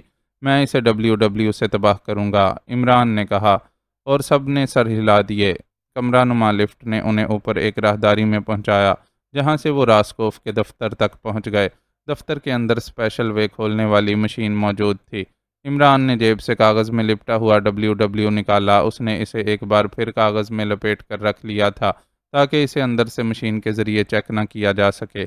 اس نے کاغذ کھولا اور WW کو ایک الماری کے نچلے خانے میں اس طرح چھپا کر رکھ دیا کہ خاص طور پر دیکھنے پر وہ نظر آ سکتا تھا۔ آقا عمران، اڈے میں بہت سی سفید عورتیں بھی ہیں، ناوا شنگو نے قدرے ہچکچاتے ہوئے کہا۔ کیا تم ان سفید فام عورتوں کے ساتھ مرنا چاہتے ہو؟ عمران نے اس طرح غراتے ہوئے جواب دیا کہ ناوا شنگو بے اختیار سہم کر خاموش ہو گیا۔ اسپیشل وے کھول کر عمران اور اس کے ساتھی بڑے اطمینان سے اڈے سے باہر نکل آنے میں کامیاب ہو گئے اور وہاں پہنچ کر عمران نے اطمینان کا ایک طویل سانس لیا۔ جلدی کرو، اب ہمیں جلد از جلد یہاں سے دور ہٹنا ہوگا، عمران نے کہا اور پھر وہ سب تیز تیز قدم اٹھاتے پوائنٹ 2 کی طرف بڑھنے لگے۔ ان کے چہروں پر اطمینان بھرے تاثرات موجود تھے۔ WW اس اڈے کے اندر پہنچ چکا تھا اور اس بار وہ کرومیم کی تہ والے کاغذ میں نہ لپٹا ہوا تھا۔ پوائنٹ 2 تک پہنچنے میں انہیں آدھا گھنٹہ لگ گیا۔ وہ اب پوائنٹ 2 کے اس دہانے پر پہنچ گئے جس کے بعد ڈھلوان سے وہ اندر جا سکتے تھے۔ ٹھیک ہے، اب اس خوفناک اڈے کو تباہ ہو جانا چاہیے، اس پروفیسر برسکی اور اس کے ساتھیوں سمیت۔ عمران نے جیب سے ریموٹ کنٹرولر نکالا اور اس پر لپٹا ہوا کاغذ علیحدہ کرنے میں مصروف ہو گیا۔ ناوا شنگو اس کے قریب کھڑا تھا۔ عمران نے جیسے ہی کاغذ ہٹایا، ناوا شنگو کسی عقاب کی طرح جھپٹا اور عمران کے ہاتھ سے ریموٹ کنٹرولر چھین کر وہ کسی پرندے کی طرح اڑتا ہوا پوائنٹ 2 کے دہانے میں غائب ہو گیا۔ ناوا شنگو کی یہ حرکت اس قدر اچانک اور خلاف توقع تھی کہ عمران جیسا شخص بھی حیرت سے بت بنا کھڑا رہ گیا، اور پھر ایک لمحے بعد جیسے ہی اس کا ذہن اس جھٹکے سے سنبھلا، عمران بجلی کسی تیزی سے دہانے کی طرف دوڑ پڑا۔ صفدر اور کیپٹن شکیل بھی اس طرف دوڑے لیکن پھر انہیں بے اختیار رکنا پڑا کیونکہ دہانہ بند ہو چکا تھا۔ اب وہاں ٹھوس زمین تھی جہاں ایک لمحہ پہلے دہانہ موجود تھا۔ اس آدمی کی بھی مجھے سمجھ نہیں آ سکی، نہ جانے اچانک اس کے دماغ میں کون سا کیڑا رینگتا ہے، عمران نے ہونٹ چباتے ہوئے کہا اور پھر اس نے بھاگ کر جوزف کے ہاتھ میں پکڑا ہوا بیگ جھپٹا اور اسے کھول کر اس کے اندر ہاتھ مارنے لگا۔ سب ساتھیوں کے چہرے ناوا شنگو کے اس حیرت انگیز اقدام سے حیرت سے بگڑے ہوئے تھے، لیکن وہ خاموش تھے کیونکہ ناوا شنگو کی اس حرکت نے واقعی انہیں بے بس کر کے رکھ دیا تھا۔ ناوا شنگو تو سرنگ کے راستے موت کے جنگل کو کراس کر کے شرپا قبائل تک آسانی سے پہنچ سکتا تھا، لیکن وہ اب ایسا نہ کر سکتے تھے۔ انہیں لازماً موت کا جنگل کراس کرنا پڑتا اور اس جنگل میں نصب آٹومیٹک مشینری انہیں لازماً جلا کر رکھ دیتی۔ اڈے کو بھی ریموٹ کنٹرولر کے بغیر تباہ نہ کیا جا سکتا تھا۔ وہ واقعی عجیب بے بسی سی محسوس کر رہے تھے۔ عمران نے بیگ کے اندر سے ایک چپٹا سا آلہ نکالا، اس کا ریپر پھاڑ کر ایک طرف پھینکا اور پھر اس آلے کو لے کر وہ تیزی سے اس جگہ آیا جہاں دہانہ تھا۔ اس جگہ کو کراس کرتا ہوا وہ ذرا آگے کی طرف دوڑا اور پھر شمال کی طرف مڑ کر وہ بجلی کسی تیزی سے دوڑتا ہوا آگے بڑھنے لگا۔ صفدر سمجھ گیا کہ عمران اس جگہ پر بھاگ رہا ہے جہاں نیچے سرنگ ہے، لیکن عمران کے اس طرح بھاگنے کی وجہ انہیں سمجھ میں نہ آئی تھی۔ البتہ آلے کو دیکھ کر انہوں نے یہی اندازہ لگایا تھا کہ یہ کسی قسم کا بم ہے اور عمران یہ بم مار کر اس سرنگ کو تباہ کرنا چاہتا ہے۔ کافی دور آگے جا کر عمران یکلخت زمین پر گرا اور اس نے کان زمین سے لگا دیا۔ دوسرے لمحے وہ ایک جھٹکے سے اٹھا اور اس نے ہاتھ میں پکڑا ہوا آلہ زمین پر رکھ کر اس کے اوپر موجود ایک بٹن دبا دیا۔ اس بٹن کے بعد اس نے دوسرا بٹن دبا دیا اور پھر سیدھا ہو کر کھڑا ہو گیا۔ چند لمحوں بعد وہ ایک بار پھر زمین پر لیٹا اور اس نے کان زمین پر لگا دیے۔ اس کے بعد وہ آہستہ سے اٹھا اور اس نے جھک کر آلے کے دونوں بٹن آف کیے اور آلے کو اٹھا کر کھڑا ہو گیا۔ ادھر آ جاؤ، عمران نے زور سے انہیں پکارا اور وہ سب عمران کا اشارہ ملتے ہی کٹھ پتلیوں کی طرح حرکت میں آ گئے۔ میں نے سرنگ کے اندر بے ہوش کر دینے والی گیس پھیلا دی ہے۔ ناوا شنگو گھوڑے پر سوار ہو کر جا رہا تھا۔ میں نے گھوڑے کی ٹاپیں سن لی تھیں۔ وہ یہاں سے ذرا سا پیچھے تھا اور اب گھوڑے کے ٹاپوں کی آواز بھی بند ہو گئی ہے۔ اس کا مطلب ہے کہ ناوا شنگو اور گھوڑا دونوں بے ہوش ہو چکے ہیں، عمران نے اپنے ساتھیوں کے پہنچنے کے بعد کہا۔ لیکن اب اس سرنگ کے اندر کیسے جائیں گے؟ جولیا نے کہا۔ ایک ہی صورت ہے کہ جس قدر بم ہمارے پاس موجود ہیں، سب اس سرنگ کے اوپر فائر کر دو۔ گو سرنگ کافی گہرائی میں ہے لیکن پھر بھی راستہ بن ہی جائے گا۔ مسئلہ تھا اس ناوا شنگو کو فوری طور پر روکنے کا، وہ حل ہو گیا ہے، عمران نے کہا اور اس کے ساتھیوں نے سر ہلا دیے۔ پھر انہوں نے نہ صرف بیگوں میں موجود تمام بم باہر نکال لیے بلکہ اپنی جیبوں میں موجود بم بھی باہر نکال لیے۔ میرا خیال ہے انہیں ایک جگہ اکٹھا رکھ کر ان پر فائرنگ کی جائے تو اس طرح زیادہ طاقتور بلاسٹ ہوگا، تنویر نے کہا۔ بالکل درست ہے، بالکل، بلکہ تھوڑی سی مٹی کھود کر ان کا ڈھیر قدرے گہرائی میں کرو تاکہ اندر کی طرف بلاسٹ ہو، عمران نے سر ہلاتے ہوئے کہا، اور پھر جہاں عمران نے آلہ لگایا تھا اس سے کافی آگے کر کے عمران کے کہنے پر انہوں نے ہاتھوں سے ایک گڑھا کھودا اور پھر سارے بم اس کے اندر ڈھیر کر کے وہ سب پیچھے ہٹنے لگے۔ کچھ دور جا کر عمران نے جیب سے مشین پسٹل نکالا اور پھر اس کا رخ اس ڈھیر کی طرف کر کے اس نے ٹریگر دبا دیا۔ مشین پسٹل کی فائرنگ کے فوراً بعد ایک کان پھاڑ دھماکہ ہوا اور اس کے ساتھ ہی اس جگہ سے جہاں بموں کا یہ ڈھیر موجود تھا مٹی کا ایک فوارہ سا باہر کو ابلا، بالکل ایسے جیسے آتش فشاں پھٹنے سے لاوا آسمان کی طرف لپکتا ہے۔ دھماکہ اس قدر شدید تھا کہ کچھ دیر کے لیے تو انہیں یوں محسوس ہوا جیسے ان کے کانوں کے پردے پھٹ گئے ہوں۔ زمین بھی بری طرح نہ صرف لرزی بلکہ دور دور تک اس میں گہری دراڑیں سی پڑ گئیں۔ تھوڑی دیر بعد جب مٹی بیٹھ گئی تو وہ سب اس طرف کو لپکے۔ دوسرے لمحے وہ سب خوشی سے اچھل پڑے کیونکہ نیچے گہرائی میں سرنگ کا تھوڑا سا کھلا ہوا حصہ صاف نظر آ رہا تھا، باقی حصہ مٹی سے پر ہو چکا تھا۔ ابھی کچھ دیر رک جاؤ، سرنگ کے اندر تیز گیس پھیلی ہوئی ہے، وہ نکل جائے، عمران نے انہیں پیچھے ہٹنے کا اشارہ کیا اور پھر چند منٹوں تک وہ گیس نکلنے کا انتظار کرتے رہے۔ اس کے بعد عمران سب سے پہلے آگے بڑھا اور گھڑے میں اتر کر جہاں تک وہ نیچے جا سکتا تھا جانے کے بعد اس نے چھلانگ لگائی اور سرنگ کے اندر پہنچ گیا۔ گیس نکل چکی تھی اور سامنے سرنگ کے اندر گھوڑا گرا پڑا تھا، جبکہ ناوا شنگو کا جسم سرنگ کی دیوار کے ساتھ گھوڑے کے نیچے دبا ہوا تھا۔ عمران تیزی سے آگے بڑھا اور اس نے گھوڑے کی ٹانگیں پکڑ کر اسے پوری قوت سے دوسری سمت کیا تو ناوا شنگو کا جسم گھوڑے کے بوجھ سے آزاد ہوا۔ عمران نے سب سے پہلے اس کی جیب میں موجود ریموٹ کنٹرولر نکال کر اسے چیک کیا۔ اسے خطرہ تھا کہ کہیں ریموٹ کنٹرولر ٹوٹ پھوٹ نہ گیا ہو، لیکن ریموٹ کنٹرولر درست حالت میں تھا اور اسے درست حالت میں دیکھ کر عمران نے اطمینان کا طویل سانس لیا۔ اس دوران اس کے ساتھی بھی ایک ایک کر کے سرنگ میں پہنچ چکے تھے۔ تم لوگ اس مٹی کو ہٹا کر سرنگ کا راستہ صاف کرو، میں ذرا اس ناوا شنگو سے دو باتیں کر لوں، عمران نے اپنے ساتھیوں سے مخاطب ہو کر کہا۔ تم اسے گولی مارو، وہ اڈا تباہ کرو پہلے، جولیا نے انتہائی غصیلے لہجے میں کہا۔ تمہارا مطلب ہے اسے گولی مارنے کے بعد ہم شرپا قبائل کو بھی اپنا دشمن بنا لیں اور پھر یہاں سے پیدل مہذب دنیا تک جائیں؟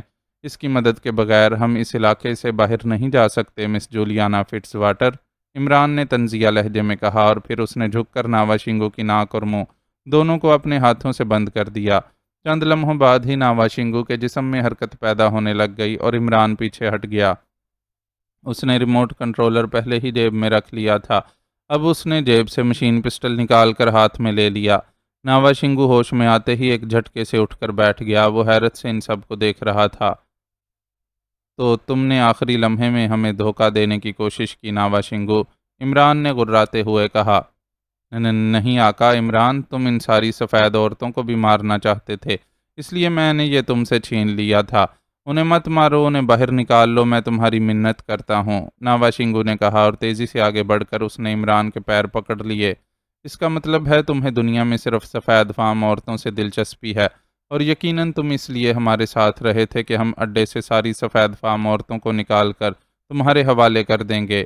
عمران نے اسے زور سے لات مارتے ہوئے کہا، اور ناوا شنگو چیختا ہوا اچھل کر پشت کے بل پیچھے فرش پر جا گرا۔ بولو، جواب دو، اور سنو، میں صرف سچ سننا پسند کروں گا، عمران نے گراتے ہوئے کہا، اور دوسرے لمحے ناوا شنگو یکلخت ایک جھٹکے سے اٹھ کھڑا ہوا۔